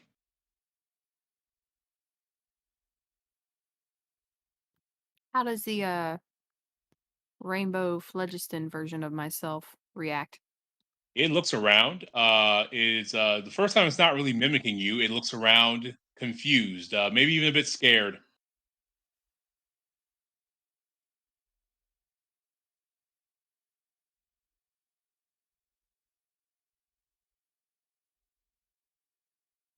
Um, you are Turtle. You are at the screen. You think that you are about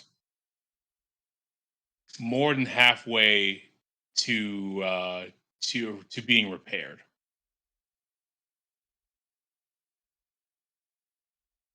We watch it like shudder and shake from outside. We're like, Yes, I'm from sure that's outside, fine. it shudders and shakes as it almost like someone with Saint Vitus's dance, or just kind of like shudders and shakes and starts to try to fix itself, and struts and joints try to reach each other to come back together.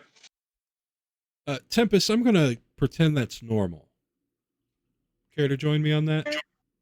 Yes. Yes, 100%. Fantastic. Let's not speak of it. On to Okay. the next. Yeah, it looks like somebody is trying to. It's like if somebody was inflating a Stretch Armstrong that had been frozen. Oh God.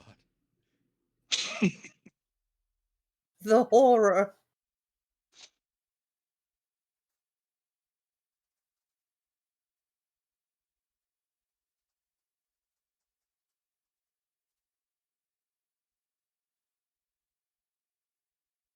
We'll continue salvaging. And if the Okay. pirates come, they'll salvage them too. After your third run, which gets you most of the way there,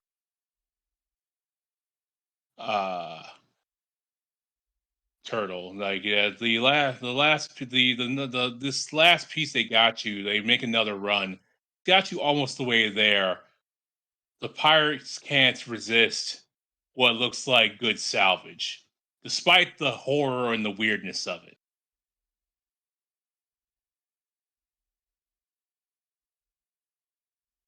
Awesome. And they're going to try and fly in. Get that shot off and let's get on the deck of the other ship. All right. I'll try to holler so they can hear inside that we got company.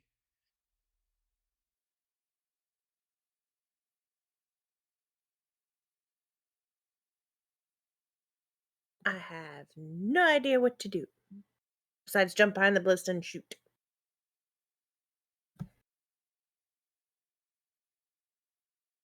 I'll help her turn it to aim it in.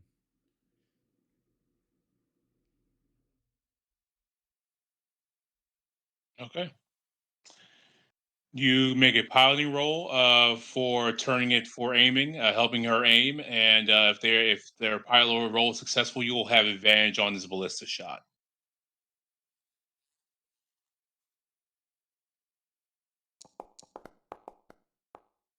About a 25. Nice. All right, you will have advantage on this ballista shot. So just roll a d20 and then add your proficiency and your. Can she do her dex or her strength? They will be dex for this ranged attack. Yeah. Okay. So do you want me to just do 2 ability checks and we'll add my proficiency? It would be an attack roll. You can just roll the dice at the bottom right hand corner. Just click Okay. the d20 twice and then +2 plus your dex mod. And then hit roll. You mean 3 for dexterity? No, 2 is your proficiency modifier, and then your dex mod is 3. Yeah, so +5. Yep. Yep. Should be able to see which was the higher roll. Nice. 15 was the higher roll, so 20 total. Nice.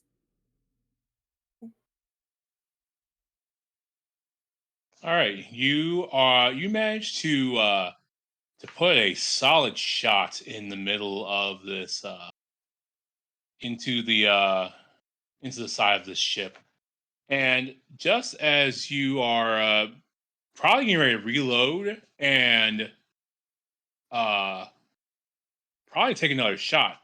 So we cut to the rainbow Talyss. It melts into the ship. Oh. Outside, what you see is the ship gain a glowing rainbow mouth at the bow and grab onto the ship and shake it like a dog. Yes.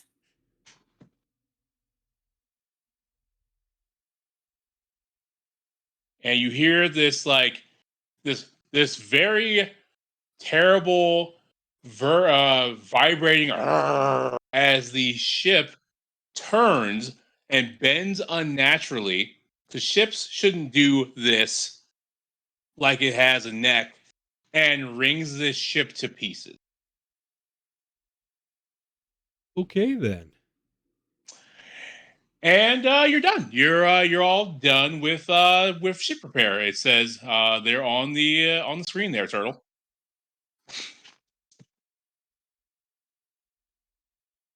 What to do with this corrupted phlogiston?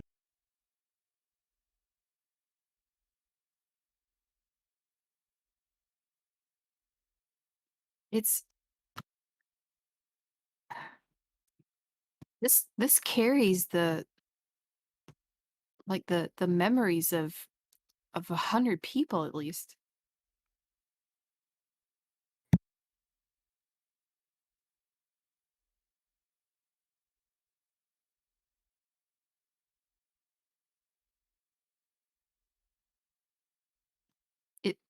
It can think. It feels.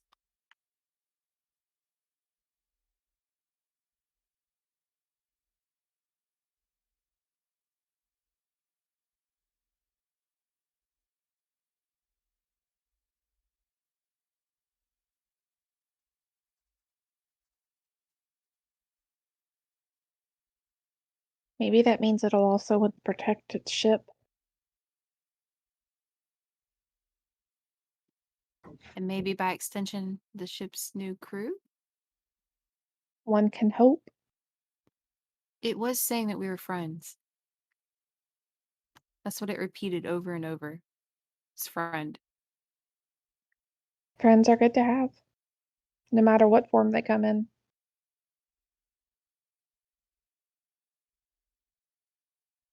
Yes. After the growling and the shaking stops, the mouth just disappears, and the bending of the ship stops, like it had a neck.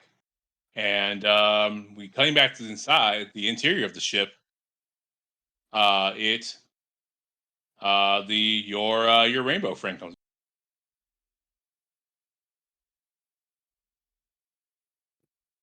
Are you okay? It says bad outside. Gone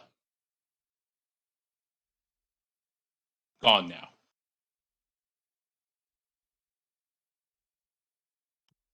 She will reach out a hand. It reaches out a hand. She will take the hand, just give it a little squeeze and say thank you.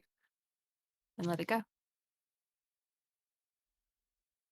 It squeezes back, and then it looks at its hand, and then it drops the hand. And it smiles your smile, but entirely too big. Fucking yikes.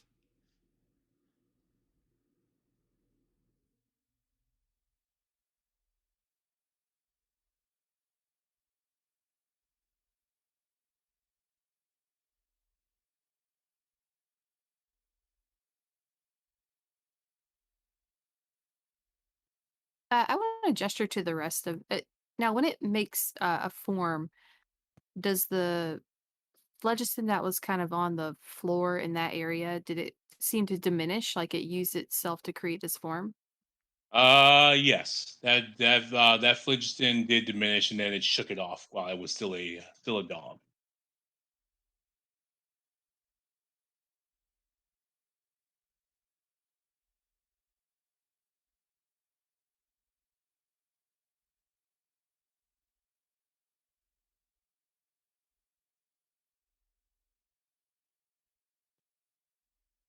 I will gesture to some of it, like on the wall,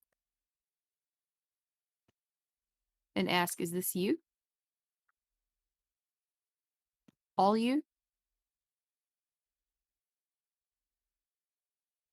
It it points to itself and says, "From there," is what it says.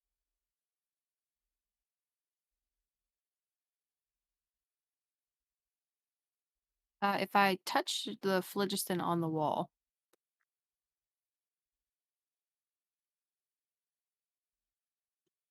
or actually, I will touch the phlogiston on the wall and then look It back and will say, it it will try to stop you.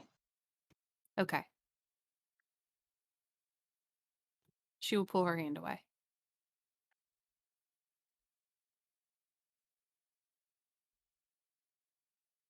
No touch? It says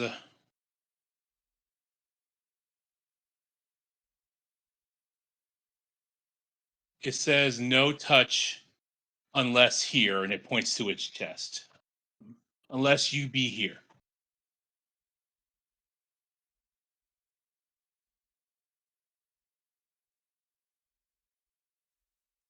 As you are talking to it, it's getting better with words. Okay.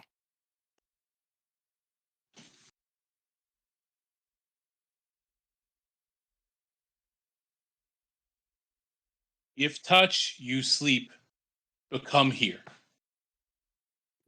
Oh,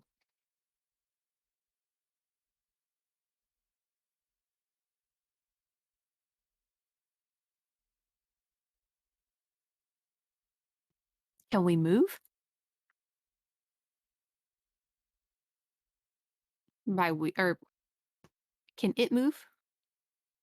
She'll gesture to the walls, the phlogiston on the walls. Um, it flash, it says, as it raises its arms up, trying to make wiggly fingers.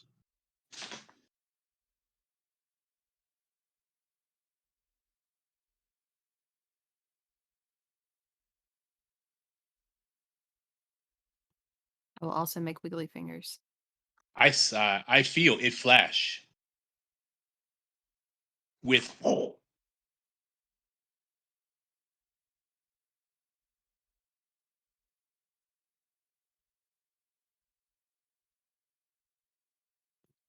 Did it hurt?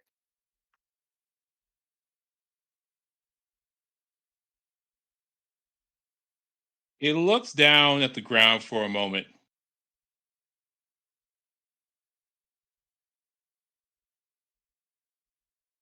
And it says in this very cognizant moment, nothing like what we felt.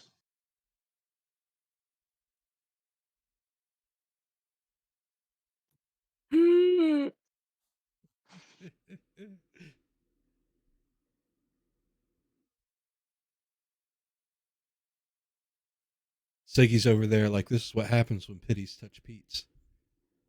Yeah.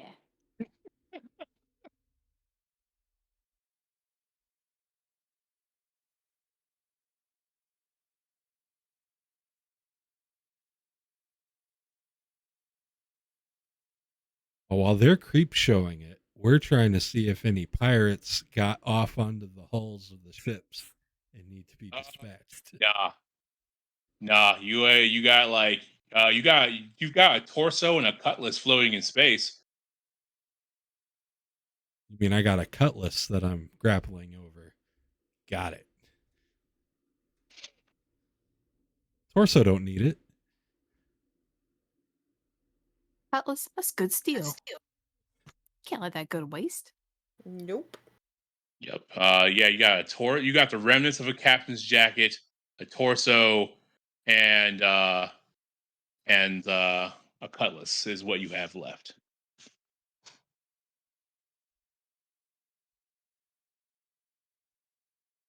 People will never learn, Tempest. You don't fuck with us.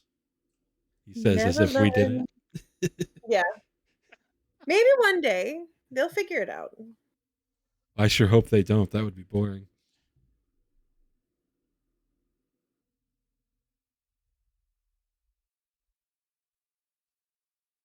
Guess we'll tie up and head on back in. Yes.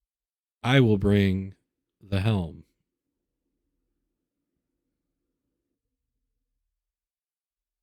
Smart. Because it's basically a chair and a Cerebro helmet, I guess.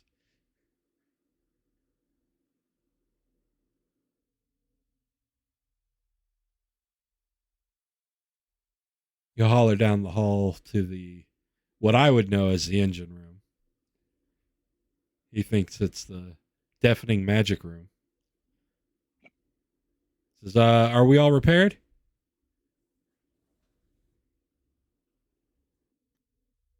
Yep. Apparently. All right, I'm going to go find the helm.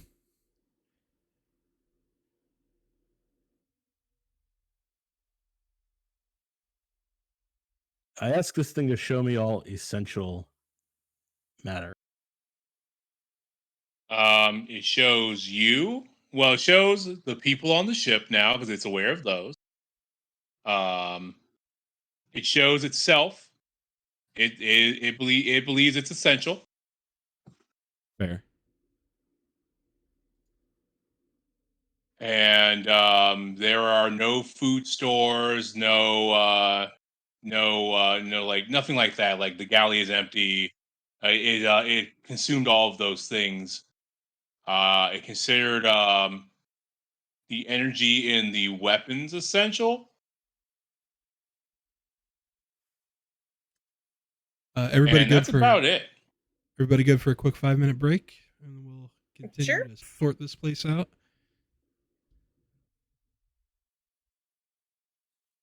We're going to take a quick 5-minute break, and we will be back.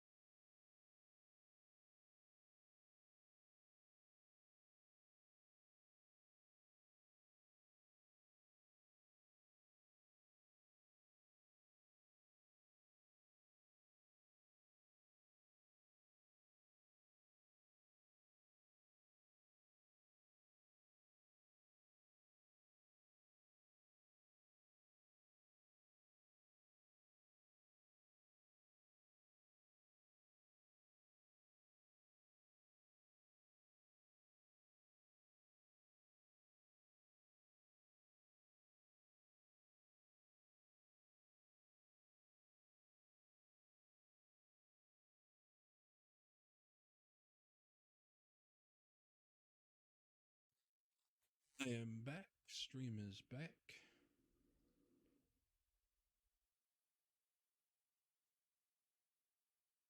BS bullshit is back.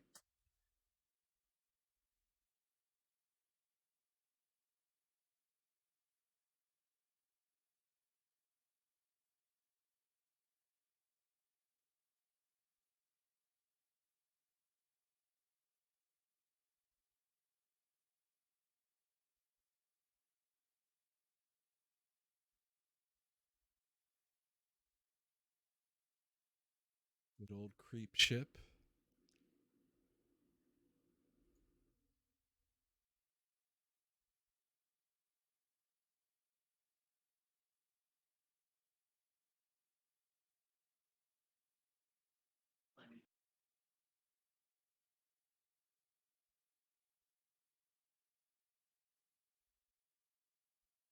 Poor Rock of Bral.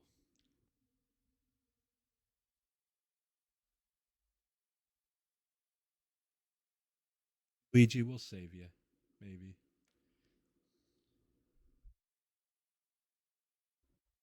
If some tabs disappear and you pay us some extra, we'll totally save you.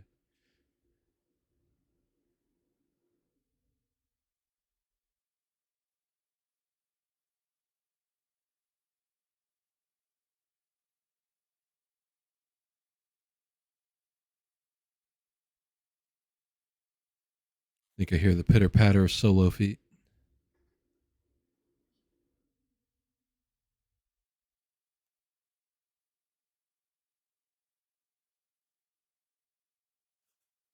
Either that or the hobbit she smuggles in her shirt.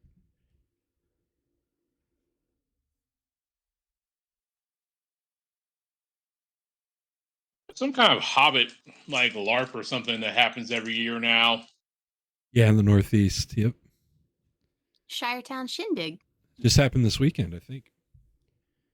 Yeah, I every time I think about going, it's like the tickets are already sold out. Yeah, it sells out really fast, and there's not a lot of space. I'd go, but there's no room for dire dwarves. I just want to be a big ass hobbit. Like, Yeah. look, I'm a 6'6" black hobbit. What?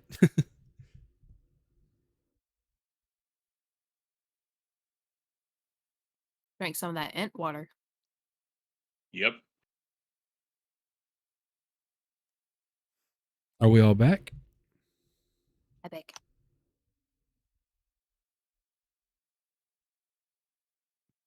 Ready, I am Jeff? back. If you're back, say yip yip. Yep, yep.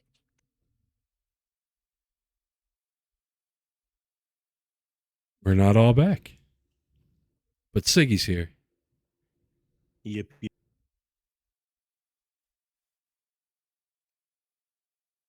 It's waiting on Sonata and Soul then.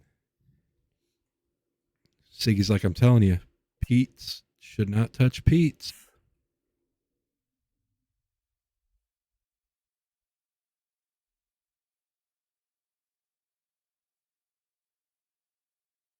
Be just a minute. We're having a cat issue. From something this channel knows beyond D&D. It's cat issues. I have too many cats in my house. How many you got? 6. Yeah. Yeah, 6 cats, 1 dog. About 20 years ago, when I was living with my ex, she had 12 cats. I'll never have more than 2 if I can help it. Well, I mean, we foster cats, and the pandemic created a mighty need for cats, but not a lot of people adopting, or people adopting cats and then realizing, oh my god, cats are a lot are a whole thing, and then like not wanting the cats. Cats are a whole thing. That's true. True, true. How many cats do you have right now? 6. Aw.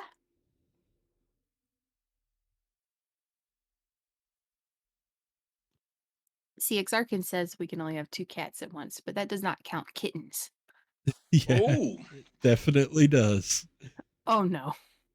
well, let me tell you, for this foster group I'm in, cats like kitten season just around the corner, in spring. So we can get you some kittens It's true. really quick. Hard no. Now I'm not sure, but I think kittens turn into cats though. So This Appar- is clearly a problem for future us. I don't think most people agree with that sentiment. They find out later, but as for right now, no, they disbelieve. yeah, a lot of people do disbelieve that kittens turn into cats. And puppies Those are are only lies. puppies. Yeah. Puppies are only puppies for like 2 minutes, and then they're fully trained dogs, right? That is basically what happened with my dog Griddle. Somebody was on Craigslist. It was like $75 for this dog because we can't keep him.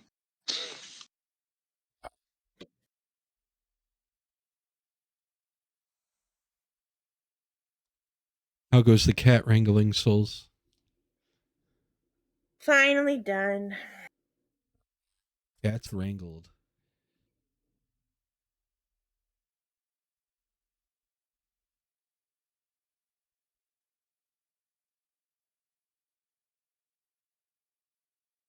So Turtle was scanning for essential stuff. Is that what he was doing? He was. He found out that there's not a lot of non-essential stuff on the ship except for you guys, energy for weapons, and the and whatever current is inside of the engine. So it can eat. I'd like fighters then. to go through the settings on us and see if there's a setting to set us to essential even when we're dead.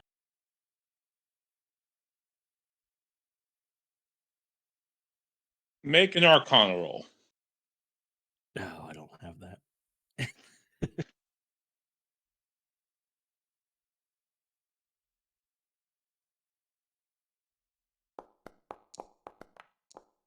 Natural 20 though. Oh fuck. Nice. A natural 20 is a 19. Yep. Nice. Well, yeah, it tells you that you have to designate a medical personnel for that to be acknowledged. I designate myself. Okay.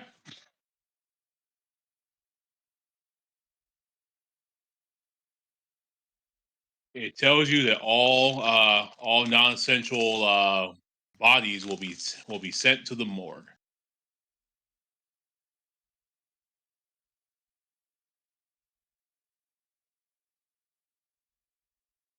Where was the Well, morgue?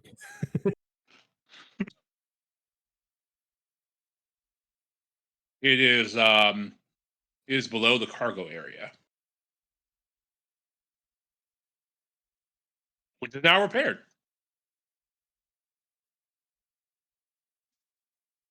Okay, works for me.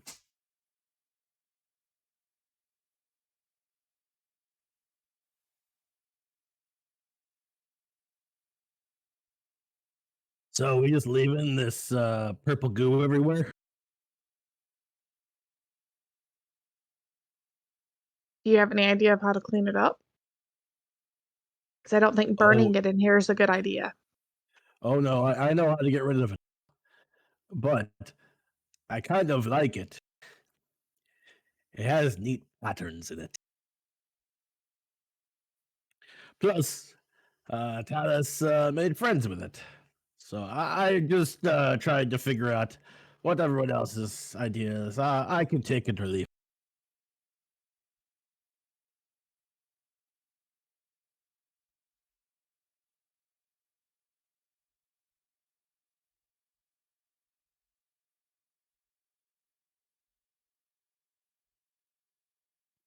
Well, I know we shouldn't touch it. Maybe we should make sure it's not in other areas of the ship. I would think as long as it's not causing any more damage, it should be fine. May even be useful. True.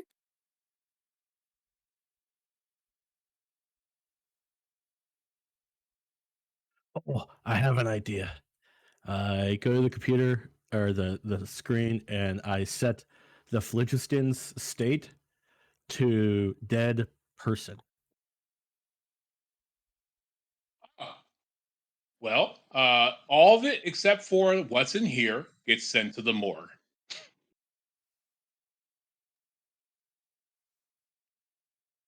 I didn't touch this. I guess we'll just have to watch where we step in here. But this flat panel here tells me it should all be in one place now. That's good thinking. What's that look like as I'm walking through other parts of the decks? Oh, what's that look like? So it looks like giant pores open up in the ship and violently vacuum the phlogiston away.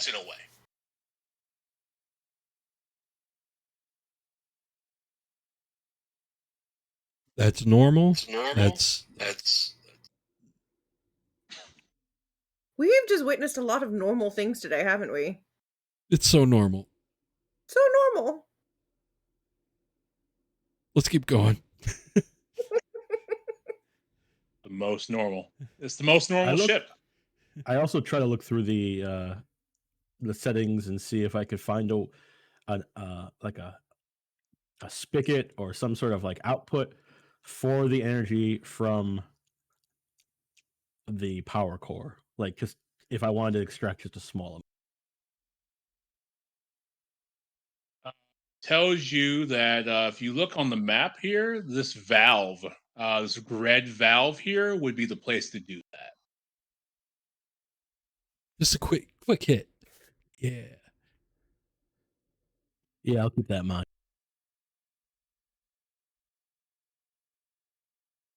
Guys, we're about to start huffing memories. Oh man. Fuck yeah, I am. Now, whenever he says for the rest of it, whenever he sent the rest of it to the morgue, how did the phlogiston persona act? It didn't seem bothered by any of it. It just kind of looked around and then it just went back to kind of idling.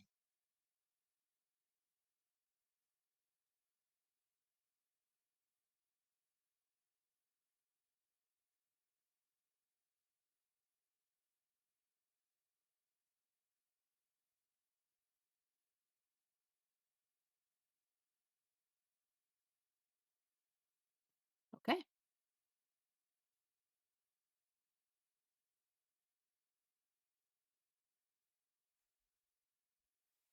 I can go get this container in the corner. Yep. Is it empty or full? It is empty currently. I go down to the valve and I want to just take a little tiny bit and put it in the container. Okay. For You his open the next valve. character. You you open I the just open valve. it a tiny little bit.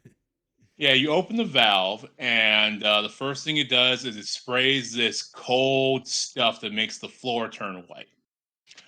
And then after that, it starts to slowly drip some uh, some glowing blue liquid. I'll just take a few drips into the container, then I'll shut it off. Okay.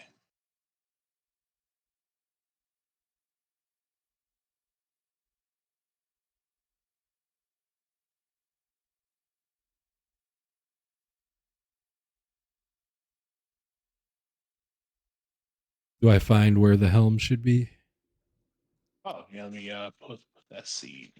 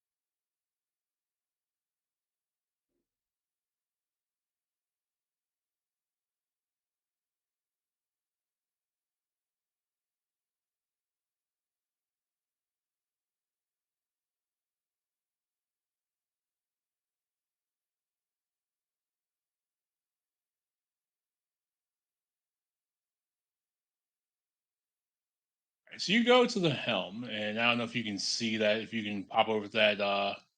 I cannot. Okay, let me figure that.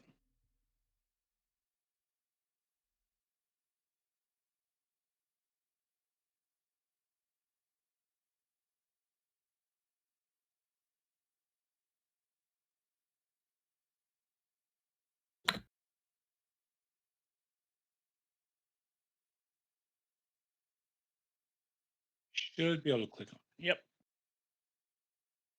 There we are. Looks suspiciously like the cockpit of the Millennium Falcon.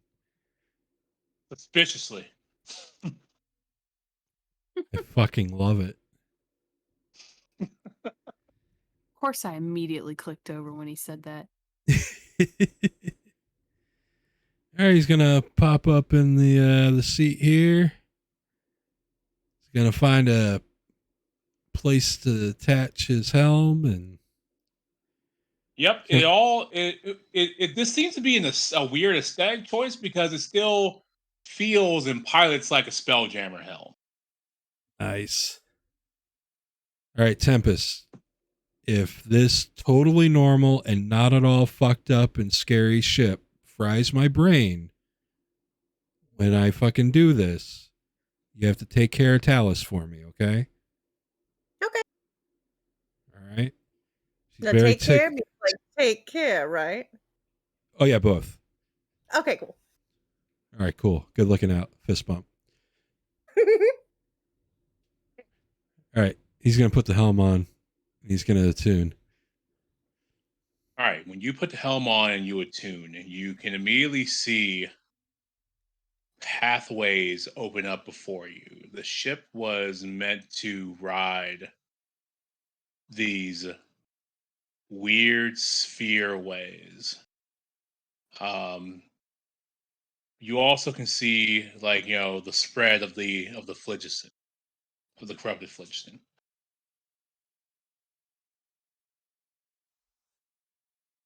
May I be afforded a little bit of artistic license, real quick? Sure. All right, so Thad's eyes are usually all black with these like bright orange iris with the very slightest black pupil. When this is happening, when he's seeing all through these pathways, it's like his iris starts spinning and that light just kind of goes out until his eyes are just this swirling fire almost as his consciousness explores these pathways and becomes one with the ship.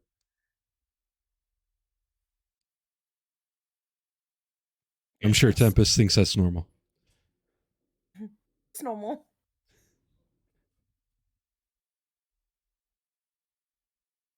And you can see through the mouth of the Cheshire Cat where the rock has ended up.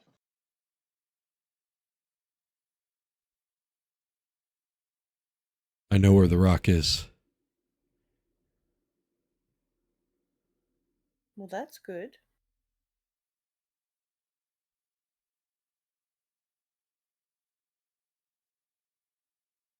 You have a sense that this ship is good for this sort of sphere travel and maybe some long distance travel, but it's crap for any sort of planet side maneuvers. There is a place where you could dock your much smaller lamprey in this ship for any sort of running about. I visualize the lamprey docking and seeing if any automation kicks in. Yes. What happens is that a side of the ship opens up, and two crab clamps come out and very gently grab your lamprey and pull it inside.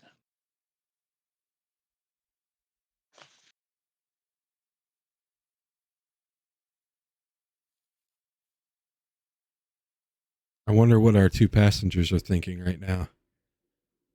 I just docked the lamprey inside this ship. Yeah, they're both just staying the hell put. They're like, well, nope, because everything's bad. Just whatever. They haven't Where are we gonna discovered. go? Space? They haven't discovered the freedom of just insisting it's all normal. They have not discovered that freedom yet. No. They have just they are not accepting of it, but they are also just kind of like how once a cat's too scared and it just kind of it kind of passively fugues out until the danger is over. Yeah. Yeah, it's kind of like that.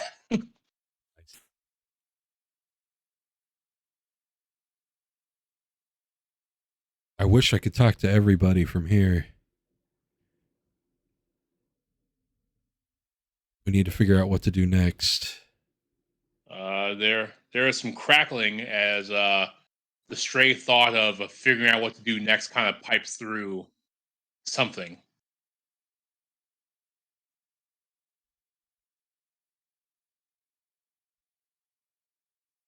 Do we hear it in the cockpit? You do hear it in the cockpit. It's not as loud in the cockpit as it is on the rest of the ship. Go ahead, Thea. Say what you're saying. Well, if I heard that, I'm going to let me make sure I can do this. Yeah. Within range.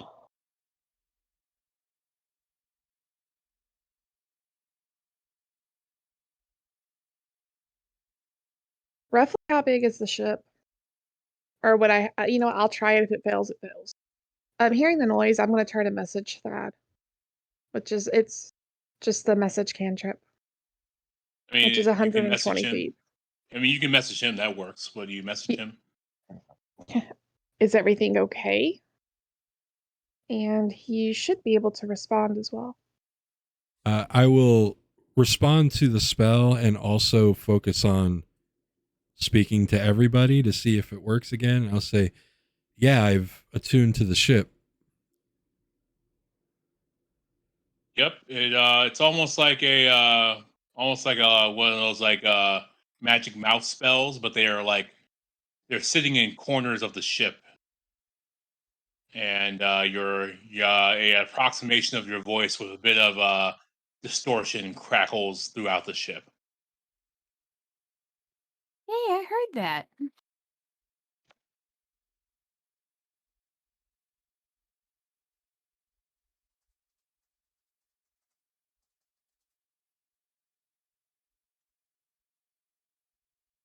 Here, we should probably head to the helm. Okay.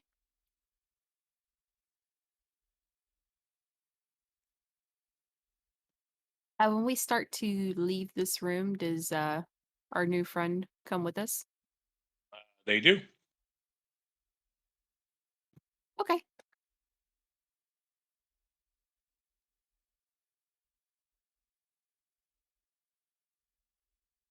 Still talking to the whole ship, but talking like he's just talking to Tempest. This is fucking nuts. I mean, completely normal, right? This is actually, it's kind of awesome. Awesome and normal all at the same time.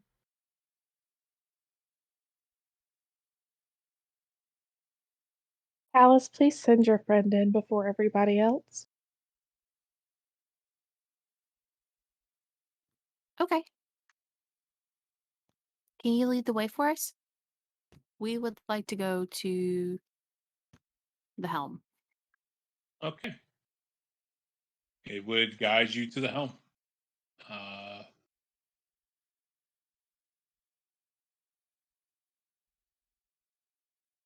The suspiciously Millennium Falcon looking helm. Ah. The fantastically Millennium Falcon looking helm.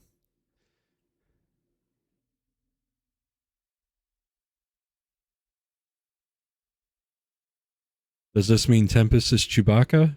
Maybe. A not so hairy, tall, hot No. Chewbacca.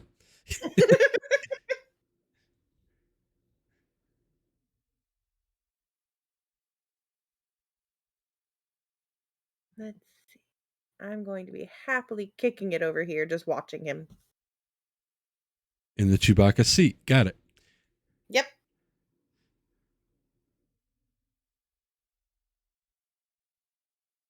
I'm pretty sure I can go anywhere in this. Like, we can do regular wild space travel, but I can take those roads that shouldn't have been made. This travels it. Sounds like we're then. Our backs are to the door. Oh, she's probably kicked over somewhat sideways, like twisted in the seat, all weird. Okay. I mean, his feet are totally kicked up, but he's looking forward. Yeah. Yes, the amazingly legally distinct Millennium Falcon-looking helm.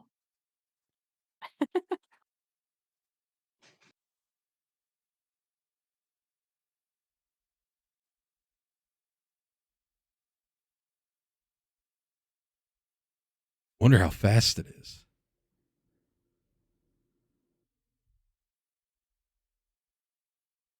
Probably very fast. We'll have to try it. Probably could travel, these space roads in less than 12 yips.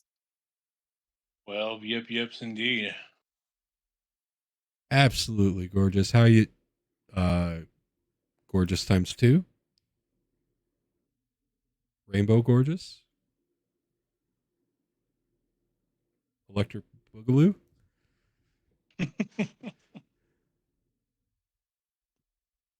This is our friend.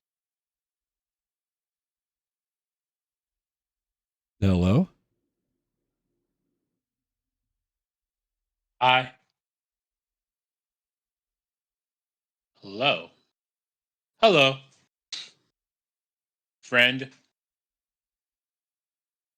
They are a part of the ship.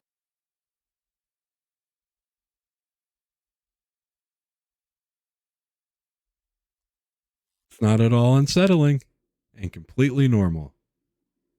Blink, blink. Blink.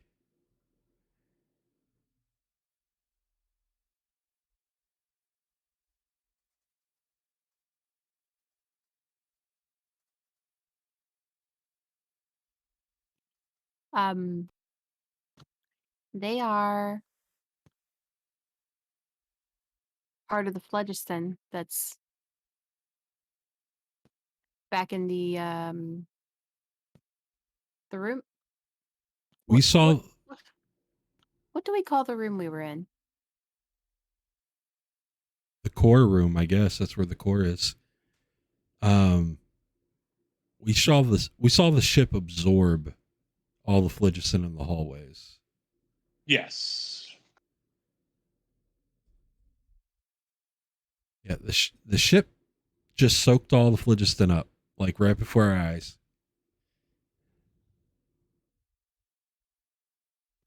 Interesting. Completely normal. Absolutely. Well, it's still down in the core room. Oh wait, the sign says engineering room.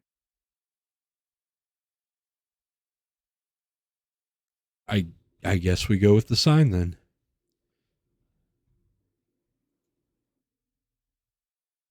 It'd be easier if all these signs and monitors were in common, but that's probably asking for a lot. I could teach you. I could learn. Although we know not a lot of teaching gets done.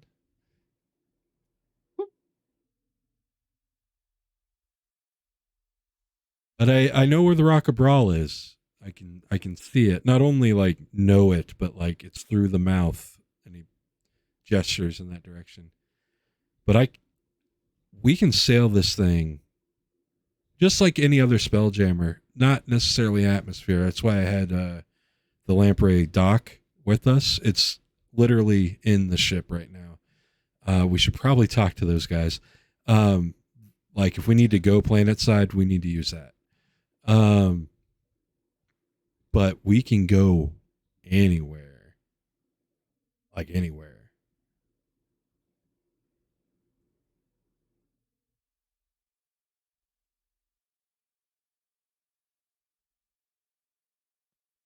That's incredible.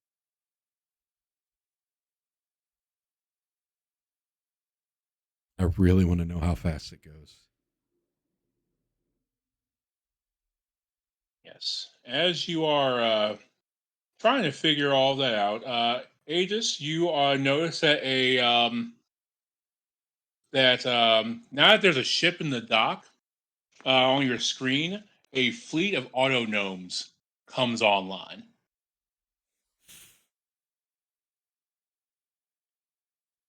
I watch that.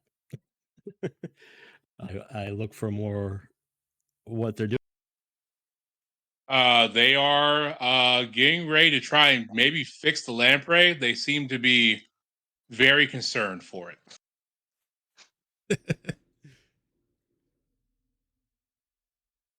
Okay.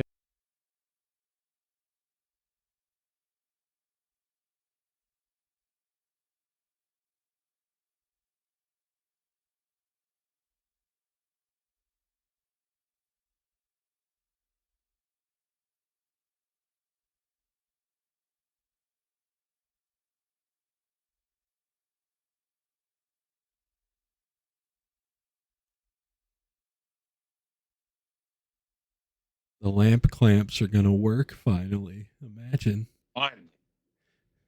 Finally. So does this look like a normal hammerhead ship on the outside? From the outside, yeah, it Okay. does. Okay. Cool. Everything on the inside is just odd.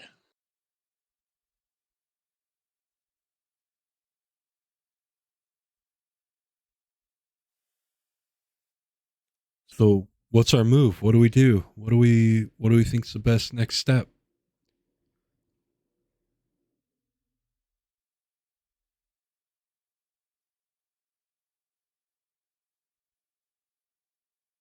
You said you know where the rock is? I do.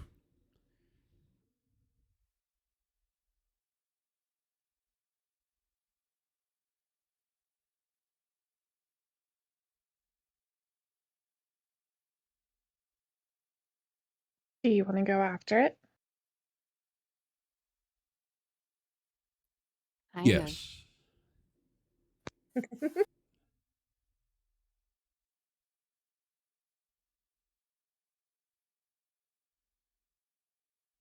I'm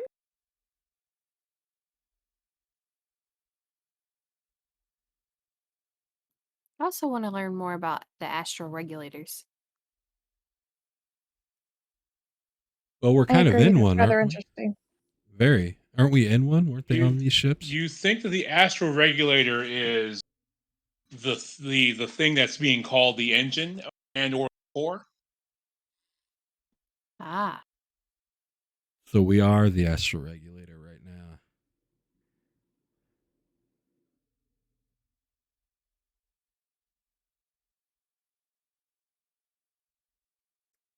Over the loudspeaker, you'll be like, "Turtle, I know where the Rock of Bral is, and we're thinking about going there. We'll just have to jump on this extra planar super highway of mystical nonsense to get there safely. You in?" Wait, don't stop. I want to be on the deck and watch it. I start running out. I'm trying to find an IO deck to watch as things happen. Yeah. All right. He seems to be in a good spot to watch. All right. Strap in, everybody. ask our friend to hang on. You'll intercom again to make sure the passenger's here. All right. Hold on to your butts. Boom. All right. So you are currently in what would be essentially be a cruiser. So you have two speeds, which is one's a flying speed and one is one's a flying speed and the other one's a speed. Since you are a proficient pilot, you triple your move speed. So currently, you can move along this highway at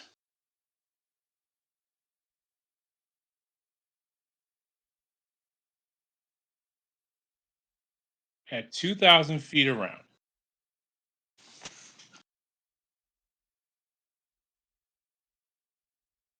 Let's see.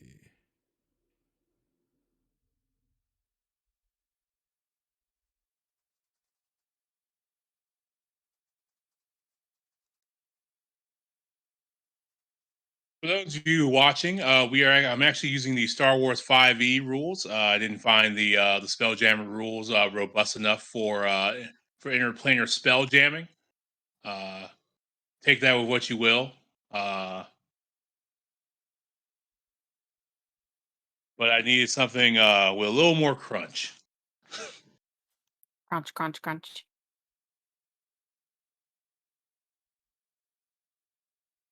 All right. So we are going about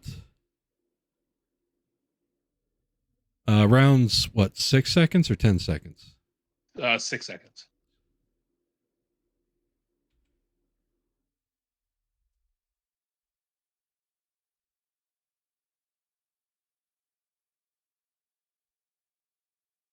So it's 10 rounds in a minute. So 600 rounds in an hour.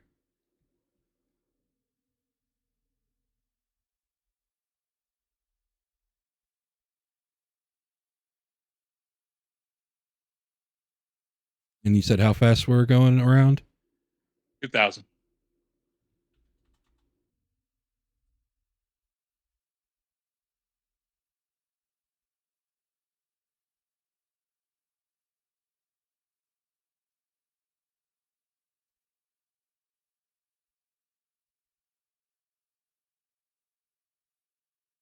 Are going 1,200,000 miles per hour. Yep.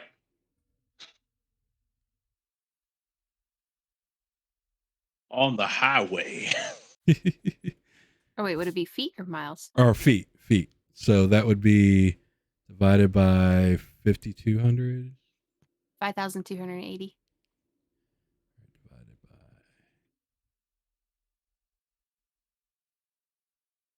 All right. 227.27 miles per hour. That's still fast. Pretty fucking fast. Yeah, you are clipping along this highway. And so the first thing that happens is you fly into the mouth of the Cheshire Cat, and immediately you fall. You feel like there's a falling into this highway as you can see the corrupted phlogiston sort of stretch out before you, and as the core uh, spins up, you can see that what's protecting you is actually from the corrupted phlogiston, as you're the one piloting, is the memories of the people who are on the ship and whoever else has been turned into this engine, uh, are acting as a protective barrier around you. And that's what's stopping the dissolution of the phlogiston and stopping the ship from just being kind of torn apart. Terrifying.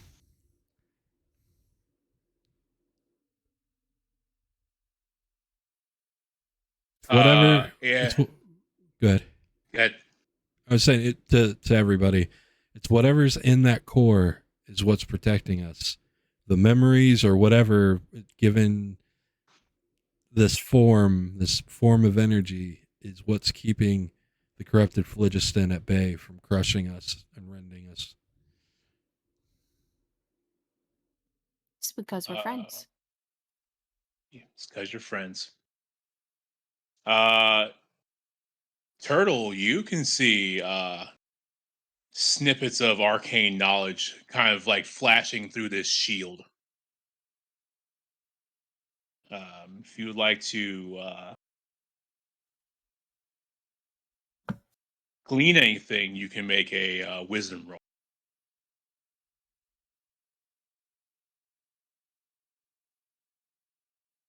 or an insight roll if you if you have that.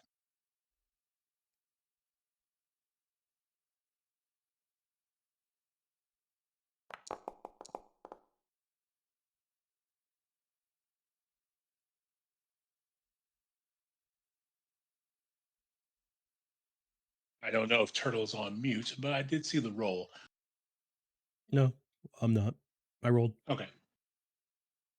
Okay. Yeah. So you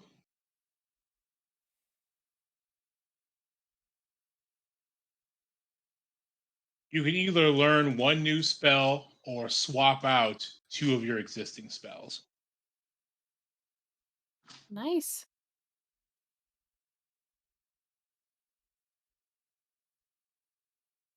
Oh, okay.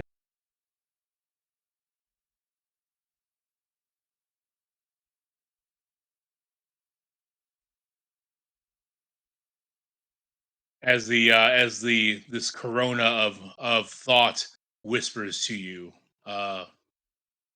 things it knew in lives lost long ago.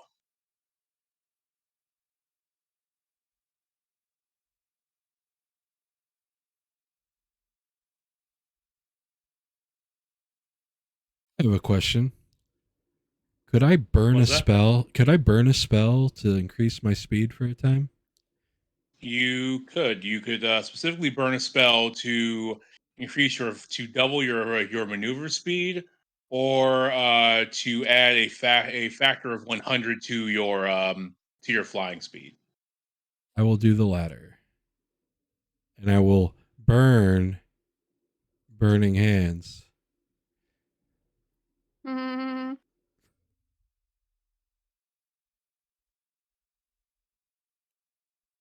All right. So he looks like he's So- casting for a second, and then if there were Nice. inertia. Yeah. This corona over your ship takes on a fiery aura as you maneuver through and catch some of the phlogiston on fire. It doesn't seem to hurt the highway, but it does make for an interesting visual as you see a spiral of fire, sort of like preceding you as you break into normal space, and you come out above the Rock of Bral. Uh, the the turrets are crushed, but the actual city itself does not look any worse for wear. And you come out to the scene of three moons in the distance, and what looks to be a dragon-shaped ship flying across the face of one of them.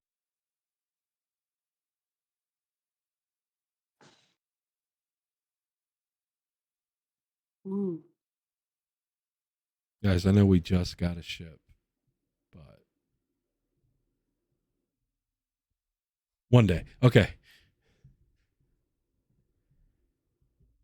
And I think that's where we'll cut it here for today. Okay. Now, real quick, I had a quick question, if that's okay. Yeah, sure. So, does it look like, with my knowledge of space, like if I pulled out my star chart, would it look like that all of the space where the Rock of Brawl was kind of went with it, or is it just in kind of completely new space? And can It's I in tell where that space is? it's in completely new space, and since you thanks to your background, you can make a we'll call it a nature roll because but it's space. But you're like a space druid, so we'll make it a nature roll. Whee! The nature of space itself. Okay, not great. Because I didn't take nature. But Druid that doesn't take nature? well, okay, to be fair, I thought because I was a space druid, it might be more survival. Well, okay, yeah, survival roll will be fine too, since you're reading a map. Okay. A little better. 10 is more than a little. All right, it's on the edges of your map. Notate some of the known spheres to you. This is through a long time of your wandering and hearing stories, and also your strange relationship that you've developed on your travels, and you think you're in Kryn space. Oh. Oh. Did I hear some people just do a backflip and out of character? Haha. Wait, we can see 3 moons? Yeah, Oh. 3 moons and a dragon-shaped spaceship flying across the face of the brightest one. One of those moons is red? Uh-huh. One black? And one black? And Yep. one's bright white, and the other one is just hard to see, but you get the outline of a black moon against the spatial horizon.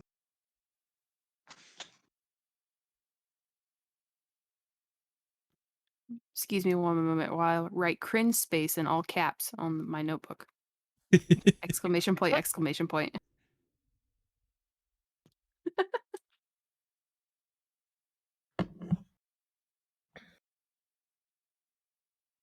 This For is those- Kryn. Zoom tight.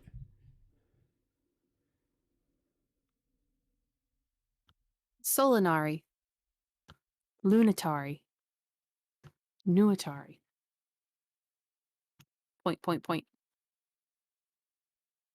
Would an arcana or a history glean anything for me in this moment? Yeah, if you make an Arcana check.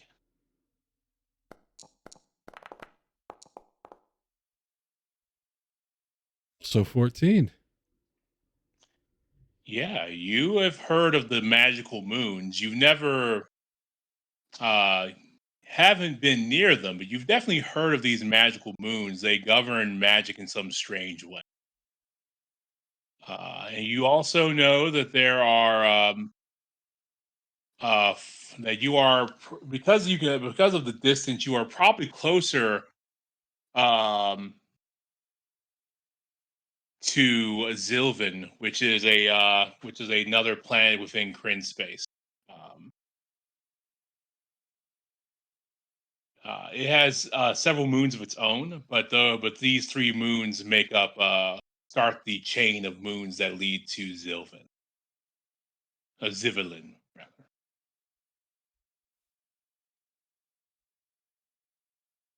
All right. Maybe we'll find our answers here in Kryn space. I mean, there are magic moons. That's got to help, right? Yeah.